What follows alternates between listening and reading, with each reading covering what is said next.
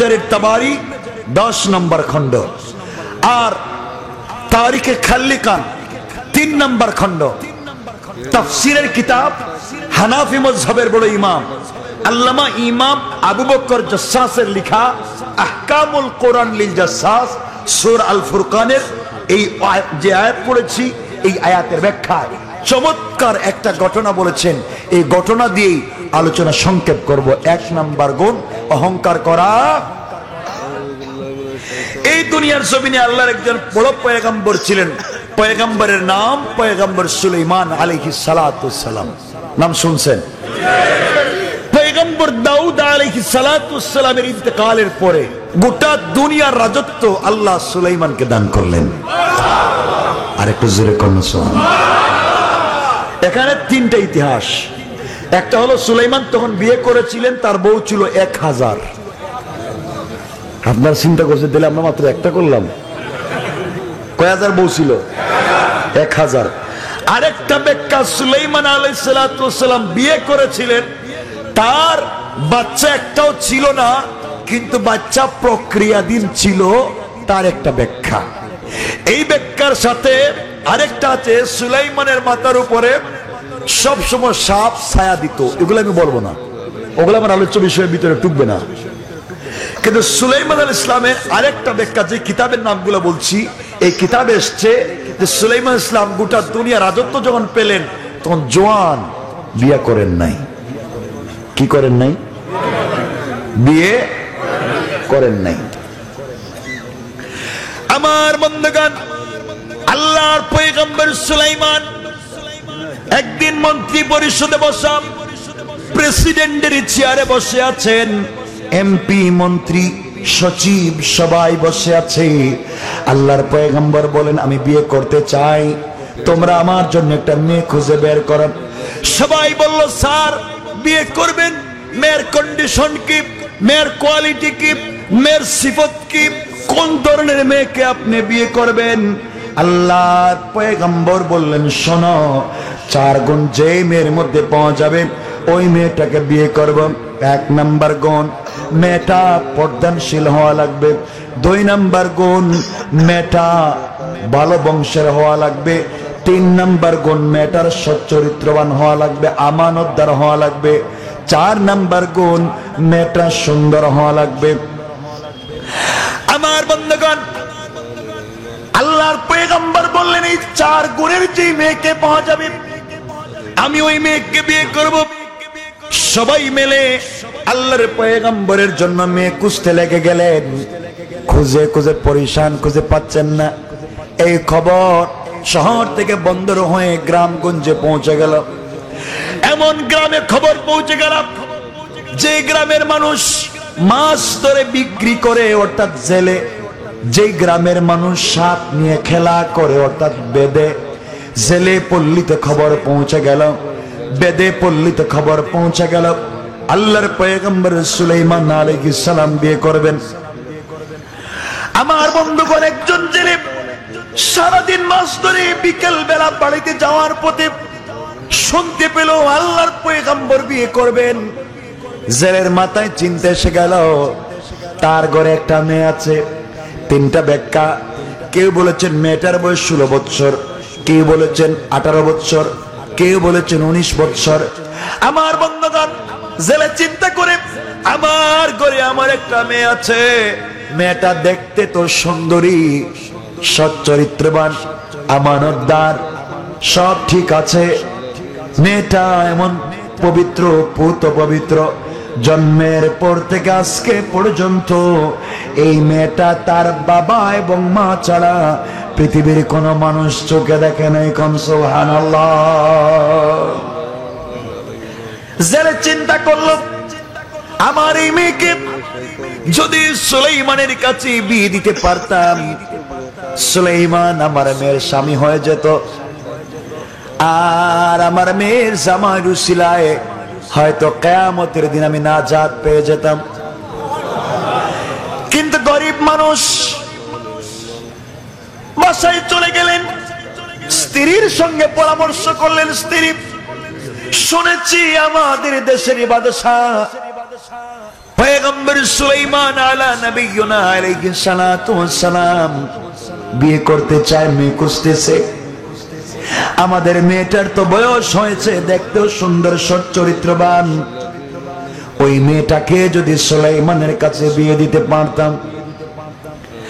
জেলের স্ত্রী বলতে, স্বামীর সাবধান, যেই কথা জবানে উচ্চারণ করেছেন আপনি আর করবেন না, কারণ আপনি হচ্ছেন সাধারণ প্রজা, সুলাইমান রাজা, সুলাইমান ধনী, আপনি গরিব।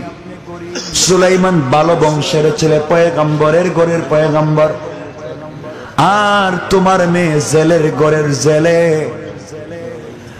সুলাইমানের বিল্ডিং আছে, রাজপ্রাসাদ আছে, তোমার তো একটা কুড়ে ঘর নাই, 3 বেলার খাবার নাই।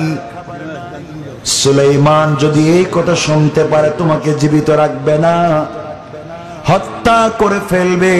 সুতরাং এই কথা জবানে উচ্চারণ করা যাবে না। জেলে ঘর থেকে বের হয়ে গেল। আল্লামা দারুল্লাহ জামাখশরী তাফসীরে কাশফে লিখেন, আসর আর মাগরিবের মধ্যখান সময়ে ওই জেলের স্ত্রী তার যুবতী মেয়ের মাথায় তৈল দিয়া, চিরুনি দিয়া চুলগুলা আঁচড়াইয়া আঁচড়াইয়া চুলগুলা বেনি করে দিচ্ছে। এমন সময়ে মা তার মেয়েকে বলতেছে, কলেজা টুকরা মেয়ে আমার, শুনেছি আমাদের দেশের বাদশা পয়গম্বর বিয়ে করতে চায়। যতগুলা গুণ বলেছে মা, সবগুলা গুণ তোমার মধ্যে আছে, কিন্তু আমাদের বংশ তো জেলের বংশ। সুলাইমান বলেছে একটা ভালো বংশের মেয়ে হওয়া লাগবে, এই জন্য হয়তো তোমাকে দিতে পারলাম না। মনে বড় আশা ছিল পয়গম্বরের কাছে কলিজার টুকরা মেয়েটাকে উঠায় দেব, আরে রুসিলায় কিয়ামতের দিন জান্নাতে চলে যাব। কোন সুবহানাল্লাহ।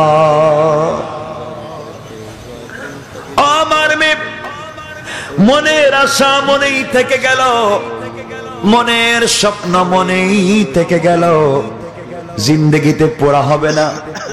এমন সময় মেয়েটা ডাক দিয়ে বলতেছি, আম্মা জান, আমার বয়স তো কম হয় নাই মা, আজ হোক কাল আপনারা আমাকে বিয়ে দিবেন। আমার জীবনে সুলাইমানের মতো সৎ চরিত্রবান, আমানতদার, বিশ্বস্ত পয়গম্বর যদি আমি স্বামী হিসাবে পেয়ে যেতাম মা, তার পায়ের জুতা মুবারক মুছে মুছে আমিও আল্লাহর তৈরি জান্নাতুল ফেরদাউসে চলে যেতে পারতাম। কোন সুবহানাল্লাহ। এই কথা শুনে মা তার মেয়ের গালে চট করে একটা থাপ্পড় লাগিয়ে দিলেন, আর ডাক দিয়ে বললেন, মেয়ে সাহস তো তোমার কম না, তুমি সাধারণ জেলের মেয়ে হয়ে সুলাইমানের কাছে বিয়ে বসতে চাও, এই কথা আর বলবা না। সুলাইমান শুনতে পারলে তোমাকে হত্যা করে ফেলবে। মেয়েটা চোখের পানি ছেড়ে কান্দে, ডাক দিয়ে বলে, আম্মা জান, আপনি আমাকে আঘাত করেছেন মা, যে আল্লাহ সুলাইমানকে বানিয়েছেন, ওই আল্লাহ আমাকে বানিয়েছেন। যে আল্লাহ সুলাইমানকে পয়গম্বরের ঘরে জন্ম দিয়েছেন, ওই আল্লাহ আমাকে জেলের ঘরে জন্ম দিয়েছেন। যে আল্লাহ পয়গম্বরকে সুলাইমানকে বাদশা বানিয়েছেন, ওই আল্লাহ আমাকে গরিব বানিয়েছেন। যে আল্লাহ পয়গম্বর সুলাইমানকে বিল্ডিং এর মালিক বানিয়েছে, ওই আল্লাহ আমাকে গরিব বানিয়েছেন। আমার আল্লাহ চাইলে সুলাইমানকে গরিব বানায়া আমাকে ধনী বানায়া সুলাইমানকে আমার স্বামী বানায়া দিতে আমার আল্লাহর 1 মিনিটও দেরি হবে না। আল্লাহু আকবার। পারবেন আল্লাহ? কথা বলেন। আমার মেয়ে জীবনে চরিত্রের ক্ষতি করি নাই, পর পুরুষের দিকে তাকাই নাই, আল্লাহর ইবাদতে কমতি করি নাই, আমানতের খেয়ানত করি নাই, আজকে থেকে হাত উঠাইয়া আল্লাহর কাছে বলা শুরু করে দিলাম, আল্লাহ জীবনে একদিনের জন্য হলেও পয়গম্বর সুলাইমানকে আমার স্বামী না বানাইয়া তুমি আমার কাছে আজরাইল পাঠাইয়া দিও না। কোন সুবহানাল্লাহ। কার কাছে চেয়েছে? কার কাছে? আলু চয়াতে বলেছি সমস্যায় পড়লে চাইবেন কার কাছে? মেয়েটা চাইছে কার কাছে? অসুবিধা হচ্ছে না তো? আমার বন্ধুগণ, এমন সময় মেয়েটা একটা কাগজ হাতে নিয়ে সালাম দিলাম, বিয়ের প্রস্তাব লিখে নিচে লিখেছে, সুলাইমান আমি একজন জেলের মেয়ে, গরিবের মেয়ে, আপনি বিয়ের জন্য একটা মেয়ে যতগুলা গুণ বলেছেন সব আমার মধ্যে আছে, কিন্তু আমি গরিব, আমি জেলের মেয়ে, এই জন্য হয়তো আপনি আমাকে বিয়ে করবেন না, কিন্তু আপনাকে আমি ভালোবাসি।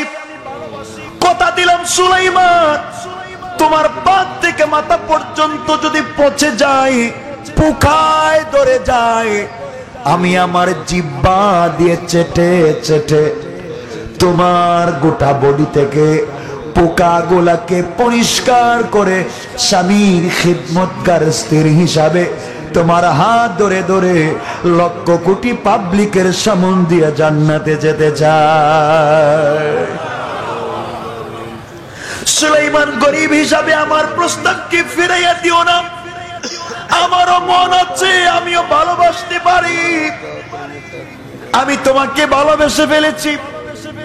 এই কথাটা লিখে আল্লাহর পয়গম্বরের কাছে দূতের মাধ্যমে পাঠিয়ে দিয়েছে।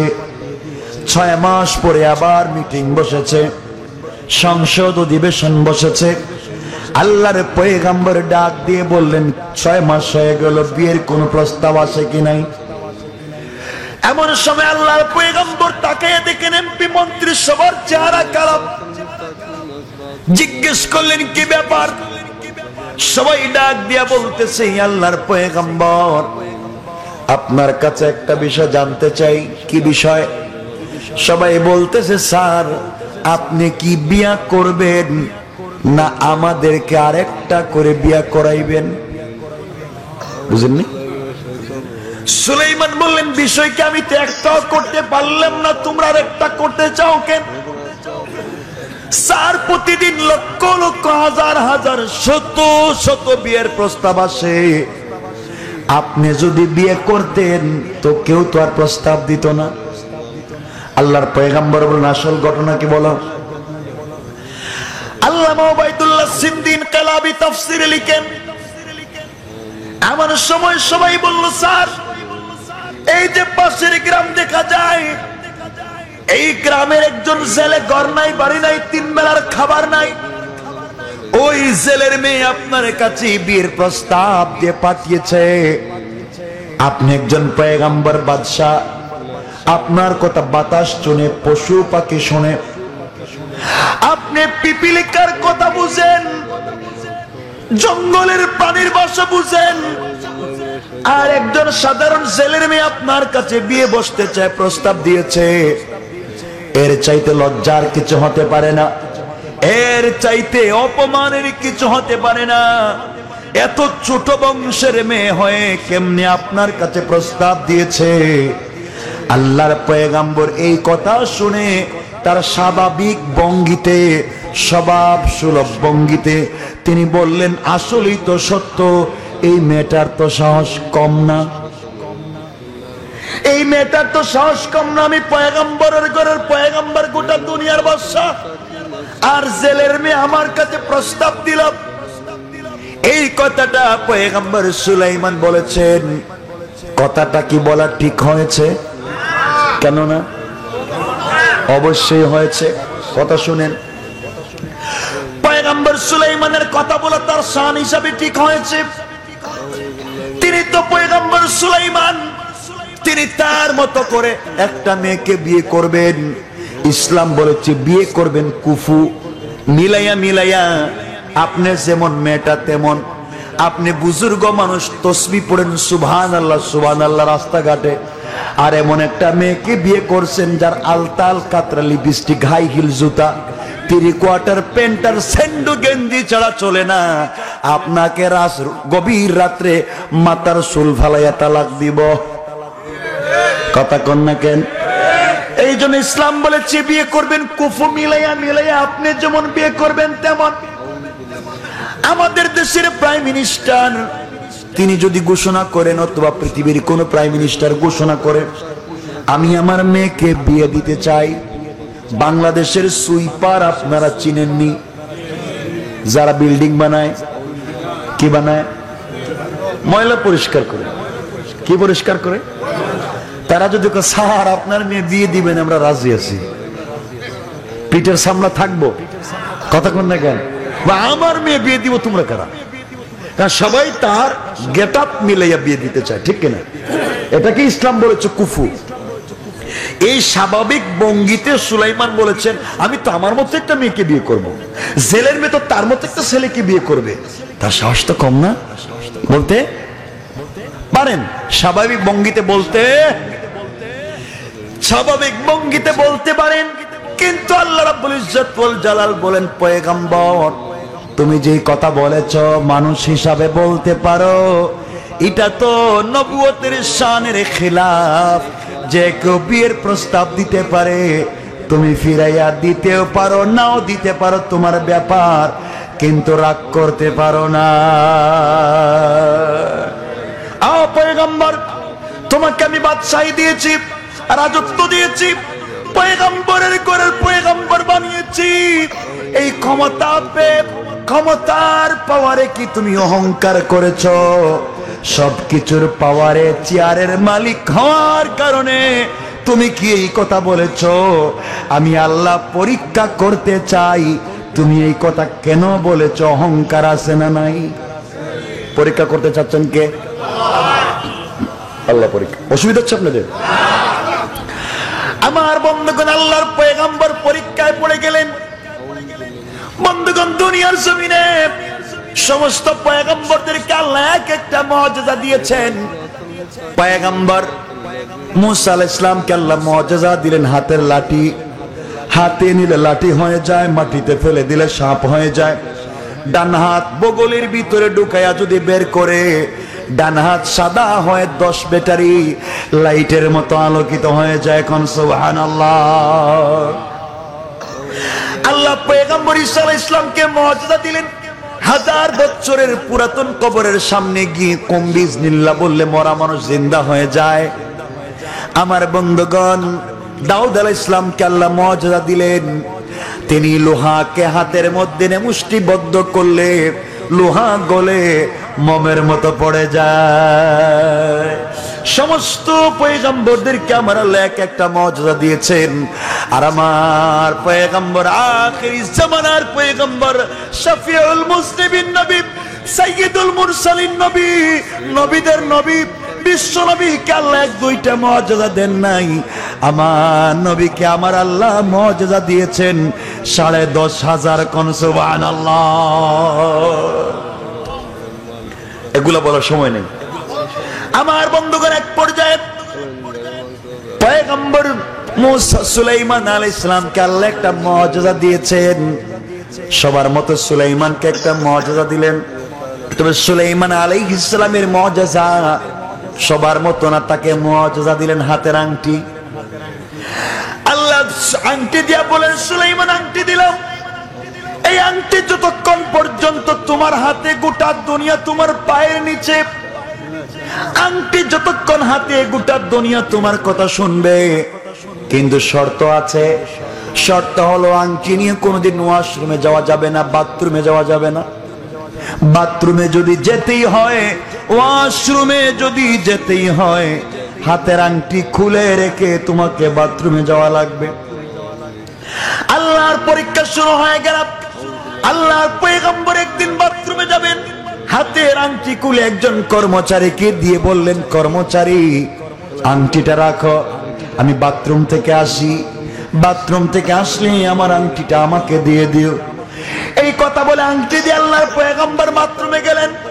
এদিকে একটা শয়তান জিন্নাত শয়তান জিন্নাত কি জিন্নাত মানুষের সুরত ধরে, শয়তান মানুষের সুরত ধরতে পারেনি। কথা বলেন, আমরা কোরআন হাদিসে পড়েছি শয়তান মানুষের সুরত ধরতে পারে, আর বাস্তব লাইফের অভিজ্ঞতা শয়তান মানুষের সুরত ধরে না। আজকালকের কিছু মানুষ শয়তানের সুরত ধরে, কোন ঠিক কিনা? আমার বন্ধুগণ, এই শয়তানের নাম সখরাব। এই শয়তান সুলাইমানের সুরত ধরে up to bottom A to Z আল্লাহর পয়গম্বরের আকার আকৃতি ধরে কাপড় ব্যবহার করে। কর্মচারীর কাছে গিয়ে বলছে, কর্মচারী বাথরুম থেকে আসছে, আংটিটা দিয়ে দে। কর্মচারী তাকায় দেখে সুলাইমান ঠিক আছে, আংটি দিয়ে দিলাম। শয়তান হাতে আংটি নিয়ে কর্মচারীকে বলছে, কর্মচারী সাবধান, আমাদের দেশে একটা নকল সুলাইমান বের হয়েছে, দেখতে আমার মতো। দেখতে কার মতো? তার মতো না, হ্যাঁ নিজেই শয়তান। কথা কন না কেন? দেখতে আমার মতো একটা নকল সুলাইমান বের হয়েছে, যেখানেই পাইবা সাইজ করবা। এই কথা বলে তার হাতে কোন আংটি সমূহ ক্ষমতা তার। রাজ সিংহাসনে বসে গেল। রাজ সিংহাসনে বসে সবাইকে অর্ডার করলো 144 রেড অ্যালার্ট। কি ব্যাপার? র্যাব, চিতা, কুবরা, border guard, CID, DIB, NSID, GFI সবাইকে বলছে, শোনো, আমার চেহারার মতো আরেকটা শয়তানের চেহারা বের হয়েছে, নাউজুবিল্লাহ, যেখানে পাইবা ওখানেই ধরবা। এই কথা বলে ক্ষমতায় বসে গেল। কিন্তু আল্লাহর পয়গম্বর সুলাইমান ওয়াশরুমে যাওয়ার সময় ওনার একজন বিশ্বস্ত দেহরক্ষী, মানুষের মধ্য থেকে দেহরক্ষী ছিল না, ওই দেহরক্ষী ছিল জিন্নাতের মধ্য থেকে। আল্লামা ওবায়দুল্লাহ সিন্দি ইনকিলাবী তাফসীরে লিখেন, তার নাম ছিল আসিফ বিন বারখিয়া। এই সুলাইমান আসিফ বিন বারখিয়াকে রাজ সিংহাসনের ডাইন পার্শ্বে দাঁড় করিয়া বলেছিলেন, তুমি ডাইন পার্শ্বে দাঁড়ায়া থাকো, সামনের দিকে তাকাইয়া থাকবা, আমি যতক্ষণ পর্যন্ত তোমাকে এদিক সেদিক তাকাতে না বলবো কোনো দিকে তাকাবা না, বসে থাকো। আমার পয়গম্বর, আমার মুসলমান ভাইরা, এমন সময় পয়গম্বর বাথরুমে, শয়তান বসে গেছে। কিছুক্ষণ পরে আল্লাহর পয়গম্বর ওয়াশরুম থেকে বের হলেন। কর্মচারীকে বললেন, কর্মচারী আংটিটা দে। কর্মচারী বলে, আপনি কে? আল্লাহর পয়গম্বর বলেন, আমি সুলাইমান। কাও বুঝতেছি, তাইলে আপনি 2 নাম্বার। পয়গম্বর তো কইছে তার মতো আর একটা বাইরিস। আল্লাহর পয়গম্বর বলেন, আসল নকল কিছুই বুঝতেছি না, আমি তো পয়গম্বর। কর্মচারী বলে, একটু সামনে যান, সামনে গেলে পরিষ্কার হয়ে যাবে। আল্লাহর পয়গম্বর সামনে যেতে লাগলেন। এমন সময় শয়তান জিন্নাত রাজ সিংহাসন থেকে যখন আল্লাহর পয়গম্বরকে দেখতেছে আসার পথে, সবাইকে বলছে, এই যে নকল সুলাইমান আসতেছে, ধরো, পিটাইয়া দুনিয়ার জমিন থেকে বিদায় করো। আল্লাহর পরীক্ষা মুত্তাসিল হয়ে গেল। সবাই মিলে আল্লাহর পয়গম্বরকে পিটাইয়া রক্তাক্ত করে ইসলামের জন্য, দ্বীনের জন্য আল্লাহর পয়গম্বরেরা কত কষ্ট করলেন। আমাদের দেশের কিছু পীরেরা 3 তলা বিল্ডিং এর কম্বলের নিচে ঘুমাইয়া জিহাদের কথা বলে, একটারেও খুঁজে মাঠে পাওয়া যায় না। আমার বন্ধুদের, এক পর্যায়ে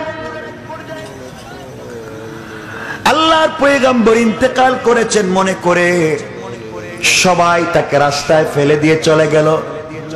বন্ধুগণ, নদীর পাড়ে ফেলে দিয়ে চলে গেল।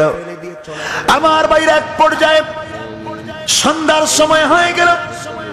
একজন ছেলে সারাদিন মাছ ধরে বিকেল বেলা বাড়িতে যায়। যাওয়ার পথে নদীর পাড়ে দেখে সুন্দর চেহারা অধিকারী এক যুবক, যার চেহারা থেকে নূর চমকাচ্ছে। এত সুন্দর মায়াবী চেহারা, শরীর থেকে টপটপ করে তাজা তাজা রক্ত পড়তেছে। যুবকটা অজ্ঞান। জেলের দরদ লেগে গেল। শরীর থেকে গামছা খুলে নদী থেকে পানি এনে আল্লাহর পয়গম্বরের গোটা শরীরটাকে মুছাইয়া মাথার মধ্যে পানি দেওয়া শুরু করলো। কিছুক্ষণ পরে আল্লাহর পয়গম্বরের যখন জ্ঞান ফিরে গেল, এমন সময় জেলে বলতেছে, বাবা বলো তোমার নাম কি, কে তোমাকে মারলো, কেনই বা তোমাকে এখানে রেখেছে? আল্লাহর পয়গম্বর বললেন, এখন যদি বলি আমার নাম সুলাইমান তাহলে ও মারবে। কথা কন না কেন? এই নাম কই তোমার কেছি? আল্লাহর পয়গম্বর চিন্তা করলেন নাম বলা যাবে না। তিনি হিকমত করলেন। আল্লাহ বলছেন কোরআনে, লিল হিকমাতি ওয়াল মাউইযাতিল হাসানাতি, হিকমতে উত্তম কথার মাধ্যমে মানুষের সঙ্গে কথা বলো।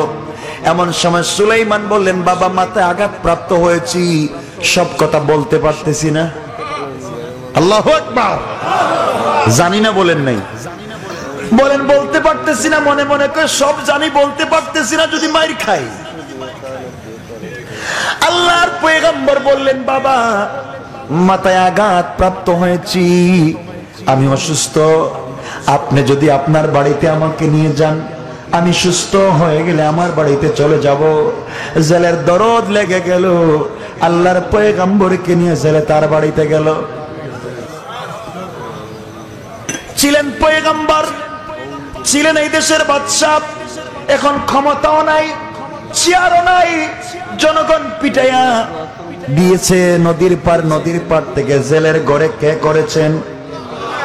এই কথাই আমার আল্লাহ কোরআনে কারীমের 19 নম্বর পারার 25 নম্বর সূরা সূরাল ফুরকানের 63 নম্বর আয়াতে বলেন, ওয়াইবাদুর রাহমানিল্লাযীনা ইয়ামশুনা আলাল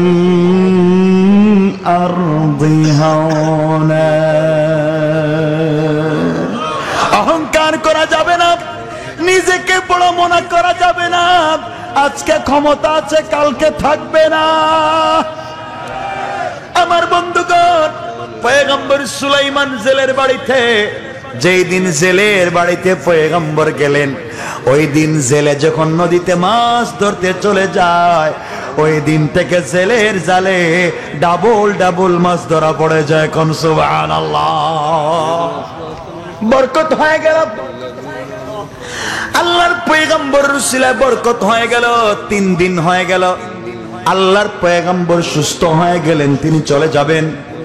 জেলে এসে বলতেছে, বাবা তুমি তো চলে যাইবা, আমার জালে কয়েকদিন থেকে বেশি মাছ ধরা পড়তেছে, আমার তো একজন কর্মচারীর দরকার, তুমি কি আমার ঘরে কর্মচারী হতে পারবা?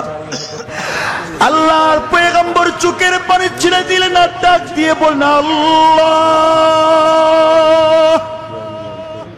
আমি তো পয়গম্বরের ঘরের পয়গম্বর, আমি তো এই দেশের বাদশাহ, কি করেছি আমি জানি না, যার কারণে আমার ক্ষমতা ছিনাইয়া জনগণ দিয়ে আমাকে পিঠা খাওয়াইয়া নদীর পারে ফেলে দিয়া জেলের ঘরে এনে জেলের ঘরে কর্মচারী বানাইয়া দিচ্ছ। আয় আল্লাহ, দুনিয়ায় ভুল হলে দুনিয়ায় তার শাস্তি চাই, ইন্তেকালের পরে 1 মিনিটের জন্যে আমি যেন আমার আল্লাহকে না হারাইয়া যাই। তিনি বললেন, বাবা আপনার ঘরে আমি কর্মচারী হতে রাজি। জেলে বলল, প্রত্যেক মাসে 200 দিরহাম দেব। আল্লাহর পয়গম্বর জেলের ঘরে কর্মচারী হয়ে গেলেন। ছিলেন কি, এখন কি? কথা কন না কেন? কে করেছেন, কেন করেছেন? এই জন্য আমরা অহংকার করব। কথা কন, আওয়াজ করে বলেন। তাহলে বিষয় বুঝাতে পারতেছি? ভালো করে বুঝবেন, এদিকে একবার ওদিকে একবার যাওয়ার নিয়ত সুরত আমার জানা নাই, যা বলছি স্টে বুঝবেন। আমার বন্ধুগণ, 3 ব্যাখ্যা আল্লামা জারুল্লাহ জামাখশরী তাফসীরে কাশফে 3টা ব্যাখ্যা দিয়েছেন। তিনি বলেছেন, আল্লাহর পয়গম্বর এই বাড়িতে কর্মচারী ছিলেন 1 মাস, কেউ বলেছেন 6 মাস, আর কেউ বলেছেন 1 বছর। কত বছর? আল্লাহর পয়গম্বর 1 বছর কর্মচারী ছিলেন। মনে করেন আল্লাহর পয়গম্বর এই বাড়িতে 1 বছর কর্মচারী ছিলেন, 1 বছর শেষ। আল্লাহর পয়গম্বর এই বাড়িতে কর্মচারী কতদিন? ধরেন 1 বছর শেষ, সংক্ষেপ। 1 বছর শেষ হওয়ার পরে সুলাইমান চলে যাবেন জেলে। চিন্তা করে একটা ছেলে আমার বাড়িতে 1 বছর ছিল, এত আমানতদার, এত চরিত্রবান, এত বিশ্বস্ত, এত ভালো মানুষ, যদি এর কাছে আমার মেয়েটারে বিয়ে দিতে পারতাম। সুবহানাল্লাহ বলবেন না? কিন্তু চাইলেই বিয়ে দিতে পারবে কেন? আরে 1 নাম্বার তো আল্লাহর হুকুম লাগবে, 2 নাম্বার ঘরে বউ আছে, ম্যাডাম আছে, ওয়াইফ আছে, স্ত্রী আছে, বউর অনুমতি লাগবে নি? কথা কোন না কেন? বউর অনুমতি ছাড়া কিছু কইরা দেখেন সারা রাত্রে মশার কামড় খাওয়া লাগবে, ঘরে জায়গা পাইবেন না। বাপরে বাপ। এজন্য আমার একজন উস্তাদ বলতেন, কারো কারো ঘরে থাকে বিবি সাপ, আর কারো কারো ঘরে থাকে জাতি সাপ। ঠিক না? জোরে কোন? কিছু কইলেই ফস কইরে ওঠে, বাপরে বাপ। আছে না নাই? এর কারণ কি? এর কারণ হলো আপনার ঘরে কোরআন নাই, আপনার ঘরে ইসলাম নাই, আপনার ঘরে রাসূলের হাদিস নাই, আপনার ঘরে আছে স্টার জলসা, জি বাংলা। কথা কোন আছে না নাই? এগুলোই তো। বউ দেখে কিরণমালা, দেখে কটকটি, শান্তি পাইবে কই? শান্তির তো জায়গা নাই। শান্তি কোরআনে। শান্তি কোথায়? শান্তি কোথায়? আমার বন্ধুগণ গভীর মনোযোগ। জেলে চলে গেল, বাড়িতে বউর কাছে স্ত্রীকে গিয়ে বলল, স্ত্রী শোনো, আমি চাই একটা কথা তোমাকে বলতে, তুমি সঠিক জবাব দিবে। স্ত্রী বলল, অবশ্যই দিব, কি জানতে চাও? এমন সময় স্বামী বলছে, শোনো, 1 বছর থেকে আমাদের বাড়িতে একটা ছেলে যে কর্মচারী থাকে, তার চরিত্র কেমন?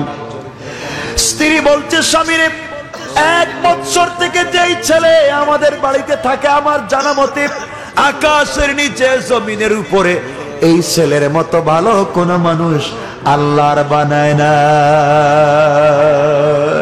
আল্লাহু আকবার। আদে পয়গম্বরদের চরিত্র তো এমনই হবে, ভালো মানুষের চরিত্র এমনই হবে। আমার বন্ধুগণ, স্ত্রী বলল, স্বামী বলল, স্ত্রী শোনো, তুমিও বলেছো ছেলেটা ভালো, আমিও বলেছি ভালো, আর মেয়ে বিয়ে দিতে হলে একটা ভালো ছেলের দরকার। তাহলে এই ছেলের কাছে আমাদের মেয়েটাকে বিয়ে দিলে কেমন হয়? এমন সময় স্ত্রী বলছে, আপনি কি বললেন? এই ছেলে যদি ভালো হইতো, এই ছেলে ভালো না। এই ছেলে যদি ভালো হইতো, মানুষ মাইরা কিনে নদীর পার রাখতো, এটা বাটপার। নাউজুবিল্লাহ বলবেন না? 1 মিনিট আগে কি বলছে? কথা বলেন আগে। 1 মিনিট পরে, 1 মিনিট পরে খারাপ। এর কারণ কি?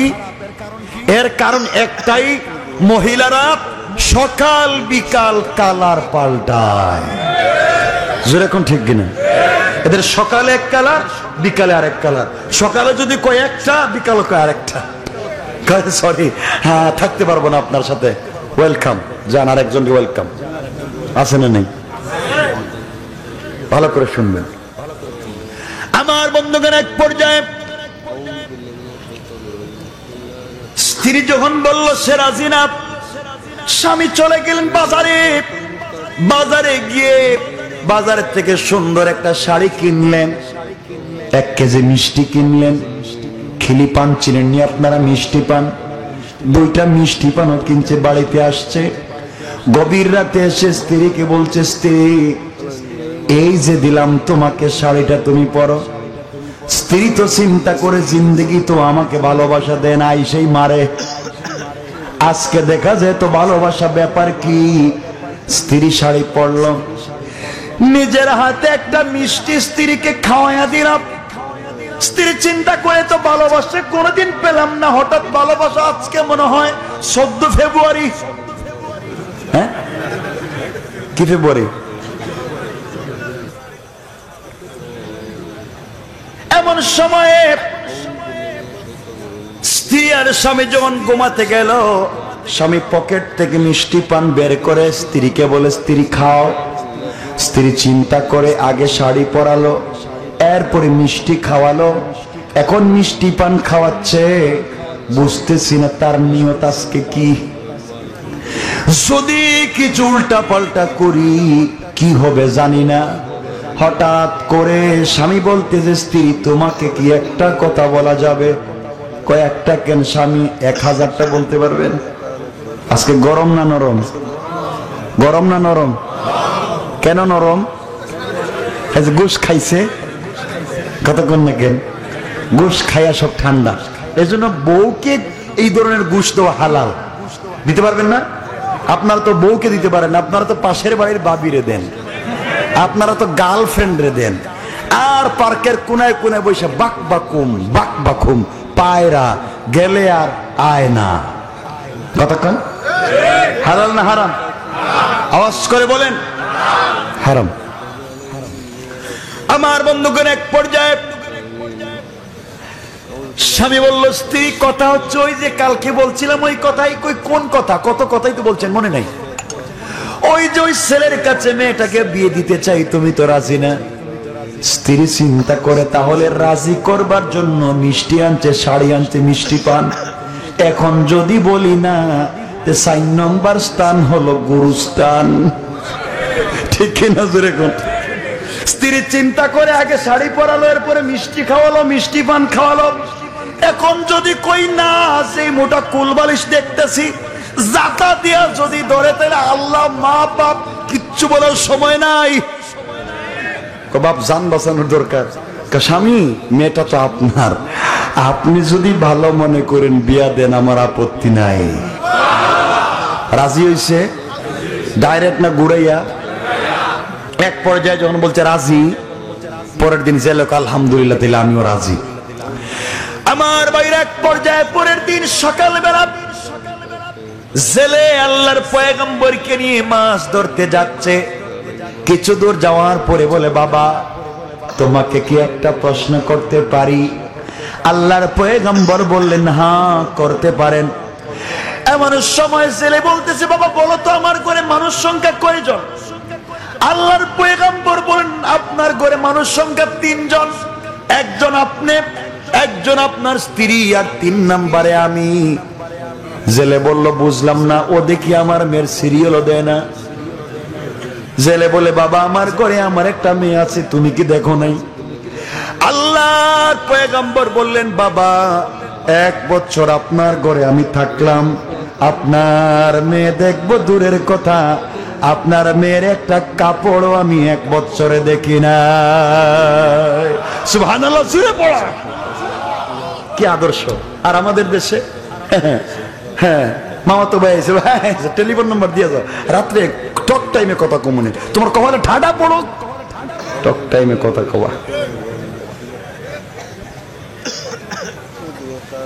আমার বন্ধুগণ, বর্ষ যুবকেরা, তোমাদের সম্পর্কে কিছু কথা কমু যদি সময় পাই। তোমরা তো খারাপ হয়ে গেছো, কলেজ ইউনিভার্সিটিতে গিয়া আর রিক্সার হুড উঠে কই যাও তোমরা? তোরা পড়ার নামে কই থাকো? হালাল না হারাম? কথা বলেন না কেন? হারাম। এরপরে কয় ফাঁসি দিয়ে মরে যাইব, ফাঁস সুসাইড করব। তুই সুসাইড করতে যাবি কেন?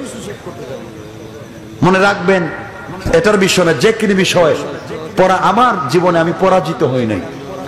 আমার জীবনে একটা আদর্শ হচ্ছে, আমি কোথাও পরাজিত হই নাই।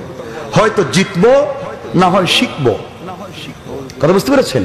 ইসলাম আমাদেরকে শিক্ষা দিয়েছে, ইসলামী আন্দোলন করতে গিয়ে কোথাও পরাজিত হব না। হয়তো জিতবো, না হয় কৌশল শিখবো। ঠিক কিনা জোরে কাম? পরাজিত হব না ইনশাআল্লাহ। আমার বন্ধুগণ, জেলে বলতেছে, বাবা তাহলে তুমি আমার মেয়েকে দেখবে কেমনে? আমার মেয়ে তো জন্মের পরে কোন পুরুষ মানুষ দেখে নাই। ও বাবা, এই মেয়েটা রাজি, আমিও রাজি, আমার স্ত্রীও রাজি। এই মেয়েটাকে তোমার কাছে বিয়ে দিতে চাই, তুমি কি রাজি? আল্লাহ পয়গম্বর চিন্তায় পড়ে গেলেন আর বলেন, আল্লাহ আমি পয়গম্বরের ঘরের পয়গম্বর, গোটা দুনিয়ার বাদশাহ, কি এমন অন্যায় করেছি? সবকিছু ছিনাইয়া জেলের ঘরে কর্মচারী বানাইয়া জেলের মেয়েকে আমার কাছে বিয়ে দিচ্ছ। আল্লাহ দুনিয়ার জমিনে তো বিয়ে করার সুযোগ নেই, কারণ গ্রামে গিয়ে যদি আল্লাহর পয়গম্বর বিয়ে করতে হয় নাম বলা লাগবে নি। কথা কন না কেন? গ্রামে গিয়া যদি কয় আমার নাম সুলাইমান, আমি বিয়ে করতে চাই, পাবলিক কবে দিকে আও। কথা কন না কেন? আল্লাহর পয়গম্বর চিন্তা করলেন যাওয়ার দরকার নাই, সুযোগ নাই, এখানে যেহেতু একটা ভদ্র মেয়ে পাইলাম, বিয়ে করে নেই। আল্লাহর পয়গম্বর একটা জেলের মেয়েকে বিয়ে করতে চাইলেন না, আর আজকে দেখা যায় একটা জেলের মেয়েকে বিয়ে করতে হচ্ছে। কথা বলেন না কেন? আল্লাহ বলছেন, দুনিয়ায় কাউকে যদি তোমরা ছোট মনে করো, নিজেকে বড় মনে করো, আমি আল্লাহ ঘোরাইয়া ঘোরাইয়া এই ছোট ঘাটে পানি খাওয়াতে পারি। কোন ঠিক কিনা? বুঝাইতে পারতেছি বিষয়টা? আমার বন্ধুগণ, এক পর্যায়ে আল্লাহর পয়গম্বর বললেন, বাবা আমি রাজি। বিয়েতে রাজি হয়ে গেলেন। 12 মাসে 2400 দিরহাম দিয়ে হারাম আল্লাহর পয়গম্বর নিজের মতো করে খরচ করলেন। পরের দিন বিয়া হয়ে গেল। বিয়া কি বললেই হয়ে যায় না, অনেক কিছু লাগে। সব বাদ সংক্ষেপে বিয়া হয়ে গেল। আল্লাহর পয়গম্বর বিয়ে করে ফেললেন। যেদিন বিয়ে করলেন ওই দিন তাদের ফুলসজ্জা রাত্র ছিল না, ওই দিন তাদের বাসর রাত্র ছিল না। এর পরের রাত্র ফুলসজ্জার রাত্র, এর পরের রাত্র বাসর রাত্র। কিন্তু আমার বাইরে এতক্ষণ পর্যন্ত তো আমরা আল্লাহর পয়গম্বর আর তার শ্বশুরের খবর নিলাম, দেশের কোনো খবর রাখছেননি। কথা বলেন না কেন? কথা বলেন। দেশের ক্ষমতা এখন কে? আসতে কইলেন কেন? সবাই বলেন। দেশের ক্ষমতায় শয়তান যখন দেশের ক্ষমতায় বসছিল, সবকিছুর দাম বাড়ায় দিছে। 1.5 টাকা দামের কেরোসিন তেল 300 টাকা, 2 টাকা দামের পেঁয়াজ 120 টাকা। পাবলিক কই বুঝলাম না, সবকিছুর দাম বাইরে গেল কেন? আসলে মানুষ না শয়তান? শয়তান। কিন্তু কেউ কিছু বলতে পারে না। কারণ কেউ যদি কয়, স্যার পেঁয়াজে আগুন লাগাইলেন কেন? সারারে 6 মাসের জেল দে। কথা কন না কেন? পাবলিক তো মহা বিপদে পড়ছে, কিছু বলা যাবে না। এখন পাবলিক তো চিন্তায় পড়ে গেল। এদিকে সুলাইমান আলাইহিস সালামের বিশ্বস্ত দেহরক্ষী আসিফ বিন বারখিয়া, কথা বুঝেননি? আসিফ বিন বারখিয়া 1 বছর আগে বাথরুমে যাওয়ার সময় রাজ সিংহাসনের ডাইন পার্শ্বে দাঁড় করাইয়া গেছিলেন। কথা কন না কেন? বলছিলেন সামনের দিকে তাকাইয়া থাক, এ আসেনি। কথা কন না কেন? বুঝলাম না। 1 বছর আগে সুলাইমান বাথরুমে গেল, বাথরুম থেকে এসে দেশ চালাচ্ছে, সবকিছুর দাম বাড়ায় দিতেছে, পাবলিকের ম্যান্ডেট উল্টা পাল্টা হয়ে গেছে। কিন্তু বুঝি না, সুলাইমান তেমন গরম ছিল না, ঠান্ডা। কিন্তু আমারও তো কিছু কয় না। আমারে যে বললো সামনের দিকে তাকাইয়া থাকতে, 1 বছর থেকে তাকাই আছি, এদিক সেদিক কিছু চায়ও না আমার দিকে। আজকে চাকরি থাক আর যাক, আজকে কিন্তু খবর নিয়েই ছাড়মু। যেই দিন কিছু লোক বিগড়ে বলবে আজকে চাকরি থাক আর যাক, এদিন দুনিয়ার জমিনের কোন নমরুদ ফেরাউনের তখ্ত তো থাকবে না, ব্যাঙ্গে চুরে চুরমার হয়ে যাবে। ঠিক কি নজরে? আমার বন্ধুগণ, যাক দেখে লই কি একটু ডান দিক থেকে চেয়ারের দিকে তাকাইছে, চেয়ারে তাকায় দিকে হায় হায়, এটা তো শয়তান। কারণ হেও জিন্নাত, এও জিন্নাত। জিন্নাতে জিন্নাতরে চিনে নি, এক সুরে আরেক সুরে, এক বাট পারে আরেক বাট পারে, এক ব্যাংক ডাকাইতে আরেক শেয়ার বাজার ডাকাইতে চিনে, একটার একটারে চিনে। তো যখন যখন চিনছে একটার একটারে, এ যখন দেখছে এটা তো শয়তান, এখন বুঝলাম সুলাইমান গেল কই, কয়েরে তোর এ যখন কইছে এরে ধরো, হেও কয় হেরে ধরো। কে কারে ধরবেন? দুটা দিছে দৌড়। আপনি কোনো কাজে গেছেন পঞ্চগড় শহরে, তো আপনার পকেটে টাকা ছিল, এমন সময় একটা সিচকে চুর, পকেট মার, আমাদের ঢাকার ভাষায় বলে শেষরা চুর, পকেটে হাত দিছে। পকেটে হাত দেওয়ার আপনি টের পাইলেন, আপনি বলেন আমি ধরছি, হ্যাঁ কয় আমিও ধরছি। এখন কে কারে ধরছেন? দুজনে মাই, পাবলিক শেষ পর্যন্ত আপনারা সাইজ করবে। তো এ কয় এরে ধরো, হে কয় হেরে ধরো, দুটা দিছে দৌড়। দুজন দৌড়াচ্ছে। এক পর্যায়ে এই শয়তান চিন্তা করলো বাঁচার কোনো পথ নাই, কারণ আমাকে দেখা গেলেই ও ধরবে। হাতে আংটি আসেনি, শয়তানের হাতে আংটি নাই, জোরে কোন? দুজন দিছে দৌড়। শয়তান কয় আংটি হাতে থাকলে আমার দেখা যাইব। হে আংটি খুললা নদীতে ফালাইয়া দিস। কই ফালাইয়া দিছে? কই? আংটি ফালাইয়া নদীতে বাতাসের সঙ্গে মিশে গেছে গা। এখন তো আর দেখা যায় না। এখন সুলাইমানের বিশ্বস্ত দেহরকে আসিফ বিন বারখিয়া আর সেনাবাহিনী কুস্তেছেন, একদিকে জিন্নাত রে, একদিকে সুলাইমান রে। কারণ সংসদে কেউ নাই, সিংহাসনে কেউ নাই, কুস্তেছেন। সুলাইমান কোথায় আর শয়তান কোথায়, আংটি কোথায়? আসলে এক একটা তো এক এক জায়গায়। কথা বলেন না কেন? আমার ভাইরা আংটি নদীতে ফেলে দিল। নদীর একটা মাছ এটাকে খাবার মনে করে গিলে ফেলেছে। বরকতি আংটি, মজেজা। একটা যখন মাছ যখন গিলে ফেলেছে, এই আংটি ছিল সুলাইমানের হাতে। গোটা দুনিয়া সুলাইমান পয়গম্বরের পাগল। এই আংটি ছিল জিন্নাতের হাতে, গোটা দুনিয়া জিন্নাতের পাগল। এই আংটি চলে গেল মাছের পেটে। গোটা নদীর মাছ এই মাছের পিছনে পিছনে দৌড়া। মাছ কই জীবনে কত খাবার খাইলাম, কেউ দৌড়াইল না। আজকে খাইলাম কি? আর দৌড়ায় কে রে? মাছ সামনের দিকে দৌড়ায়, নদীর মাছ পিছন দিকে দৌড়ায়।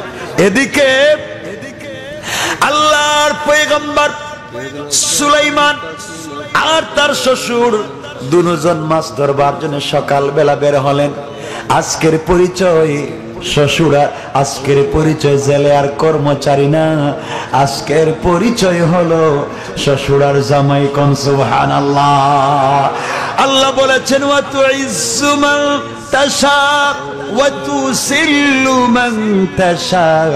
আল্লাহ কখন কাকে ইজ্জত দিবেন, কখন কাকে বেইজ্জত করবেন কে জানেন? আর জোরে কোন কে? সুলাইমান ছিলেন বাদশাহ, আল্লাহ বানাইয়া দিলেন কর্মচারী, এখন বানাইয়া দিলেন মেয়ের জামাই। আমার বন্ধুগণ, দুজন জাল ধরার জন্য নদীতে যায়।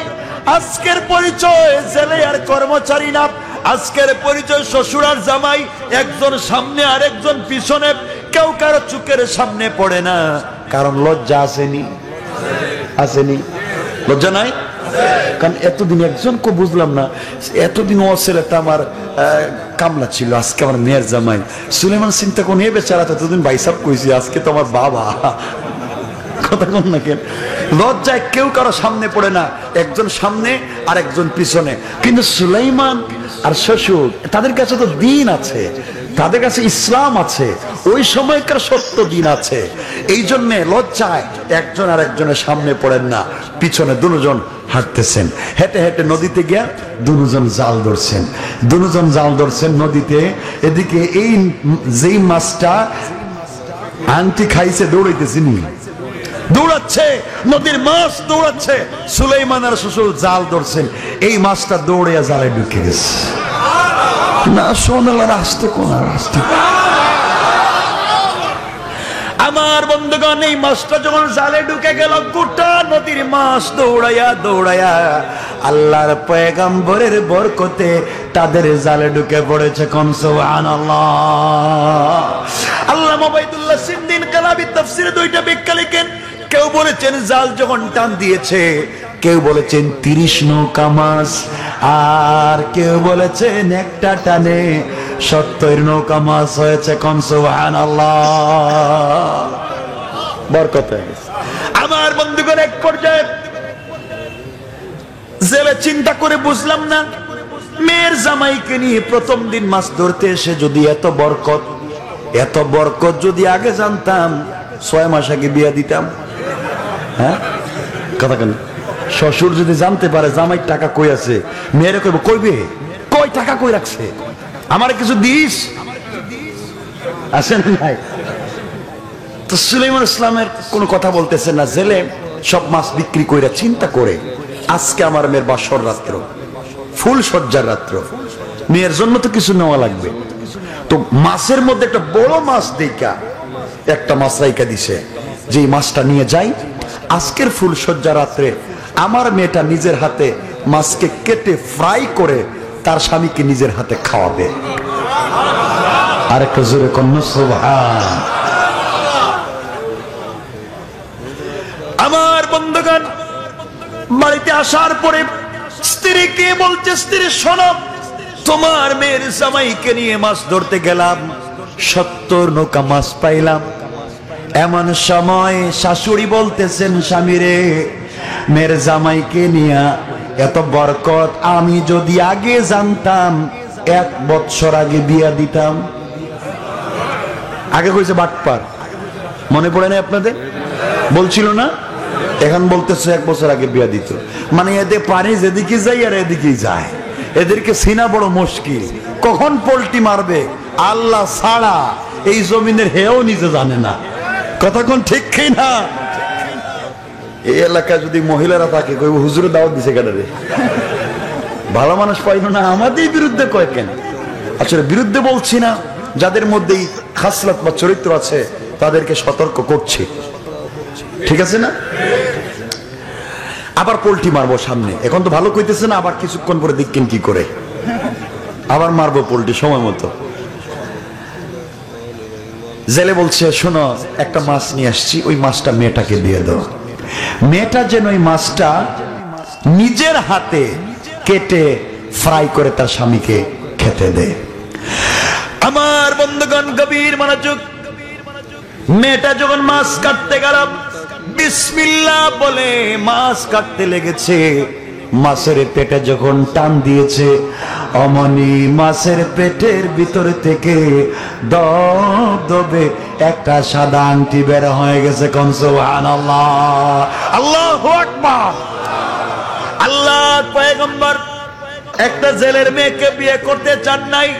আল্লাহ রাব্বুল ইজ্জত ওয়াল জালাল ক্ষমতা ছিনাইয়া, রাজত্ব কেড়ে নিয়া, পাবলিক দিয়ে পিঠা খাওয়াইয়া, নদীর পাড়ে রেখে দিয়া, জেলের ঘরে কর্মচারী বানাইয়া, জেলের মেয়েকে বিয়ে করাইয়া, আল্লাহ তার ওই মুআজিজার আংটিটা জেলের মেয়ের হাত পর্যন্ত পৌঁছাইয়া দিয়েছেন। কোন সুবহানাল্লাহ।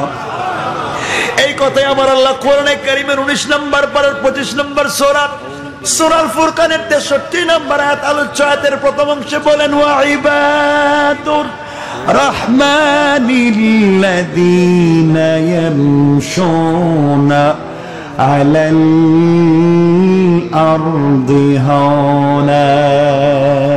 অহংকার করা যাবে না, কাউকে ছোট মনে করা যাবে না।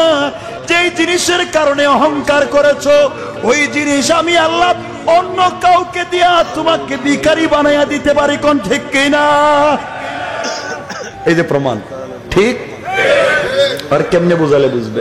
মেয়েটা চিন্তা করলো, যা যা হইছে তো হইছে, মাছের পেটে একটা আংটি পাইলাম, আজকে ফুল সজ্জার রাত্র, বাসর রাত্র, স্বামীকে উপহার উপঢৌকন দেওয়ার মতো তো কিছু নাই, তাইলে আংটিটাই দিব।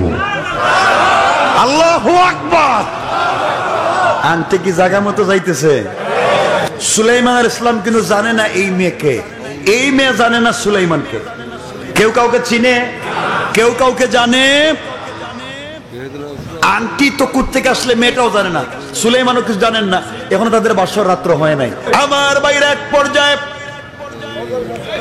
বাসর রাত্রে, ফুলসজ্জা রাত্রে, এই মেয়েটাকে নতুন বধূর মতো সাজাইয়া, অলংকার জেওয়ার পরিধান করাইয়া, আমার বন্ধুগণ আল্লাহর পয়গম্বরের রুমে নিয়ে যাওয়া হলো। আমার মুসলমান ভাইরা এক পর্যায়ে আল্লাহর পয়গম্বরের রুমে নিয়ে যাওয়ার পরে এই ঘরের ভিতরে কেউ নাই, আল্লাহর পয়গম্বর সুলাইমান এবং এই মেয়ে ছাড়া কেউ নাই। কেউ কারো সঙ্গে কথা বলে না, মেয়েটা আল্লাহর পয়গম্বরের সঙ্গে কথা বলে না। আল্লাহর পয়গম্বর মেয়েটার সঙ্গে কথা বলেন না, কারণ মেয়েটা কোনোদিন পয়গম্বরকে দেখে নাই, পয়গম্বর কোনোদিন মেয়েটাকে দেখে নাই। কেউ কারোর সঙ্গে কথা বলে না। আমার বন্ধুগণ, আল্লাহর পয়গম্বর কথা বলা শুরু করলেন, বললেন, স্ত্রী শোনো, তুমি আমার স্ত্রী, আমি তোমার স্বামী, আমি কি তোমাকে কয়েকটা প্রশ্ন করতে পারি? আল্লাহর পয়গম্বর বললেন, কয়েকটা প্রশ্ন করতে পারি কিনা? মেয়েটা বলেছে, স্বামী অবশ্যই আপনি আমাকে প্রশ্ন করতে পারেন। আল্লাহর পয়গম্বর বললেন, স্ত্রী তাহলে শুনো, আমার প্রথম প্রশ্ন বলো তো দেখি, তোমার জীবনে তুমি কোন ছেলেকে পছন্দ করতে কিনা? তুমি কোন ছেলেকে ভালোবাসতে কিনা, কোন ছেলের সঙ্গে তোমার প্রেম ছিল কিনা? এই মেয়েটা জিন্দগিতে কোন ছেলেকে কি দেখছে? কথা বলেন। প্রেম ভালোবাসার কোন সুযোগ আছে? কথা বলেন না কেন? আমরা হইলে কি বলতাম? আমরা হইলে বলতাম না, ইউনিভার্সিটিতে পড়ার সময় বেশি চান্স পাইনি, মাত্র 5টা। ছেলে কইতো তুমি 5টা, আমি তো সেঞ্চুরি করছি। কথা বলেন না কেন? এটা হচ্ছে বাংলাদেশের ইউনিভার্সিটি কন্ডিশন, যেখানে জাহাঙ্গীরনগর বিশ্ববিদ্যালয়ের ছাত্র মানিক রসায়নের ছাত্র 100 ছাত্রীকে দর্শন করে দর্শন সেঞ্চুরিতে সেলিব্রেট করার জন্য বন্ধু মহলে মিষ্টি বিতরণ করেছে। সত্য কথা বলছি, এটা আমার লেখা একটা বই, the correct answer of the time, সময়ের সঠিক জবাব। এই বই আমি সত্য ইতিহাসগুলো তুলে ধরেছি। আমার বন্ধুগণ, এক পর্যায়ে মেয়েটা কোনো কথা বলে না।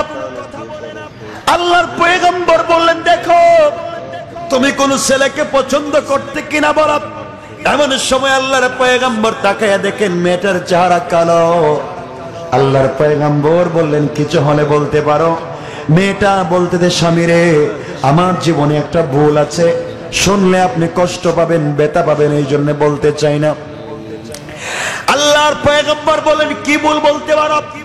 মেয়েটা বলতে দে, স্বামী রে, আমার জীবনে একটা অন্যায় আছে, আপনি শুনলে কষ্ট পাবেন কিনা?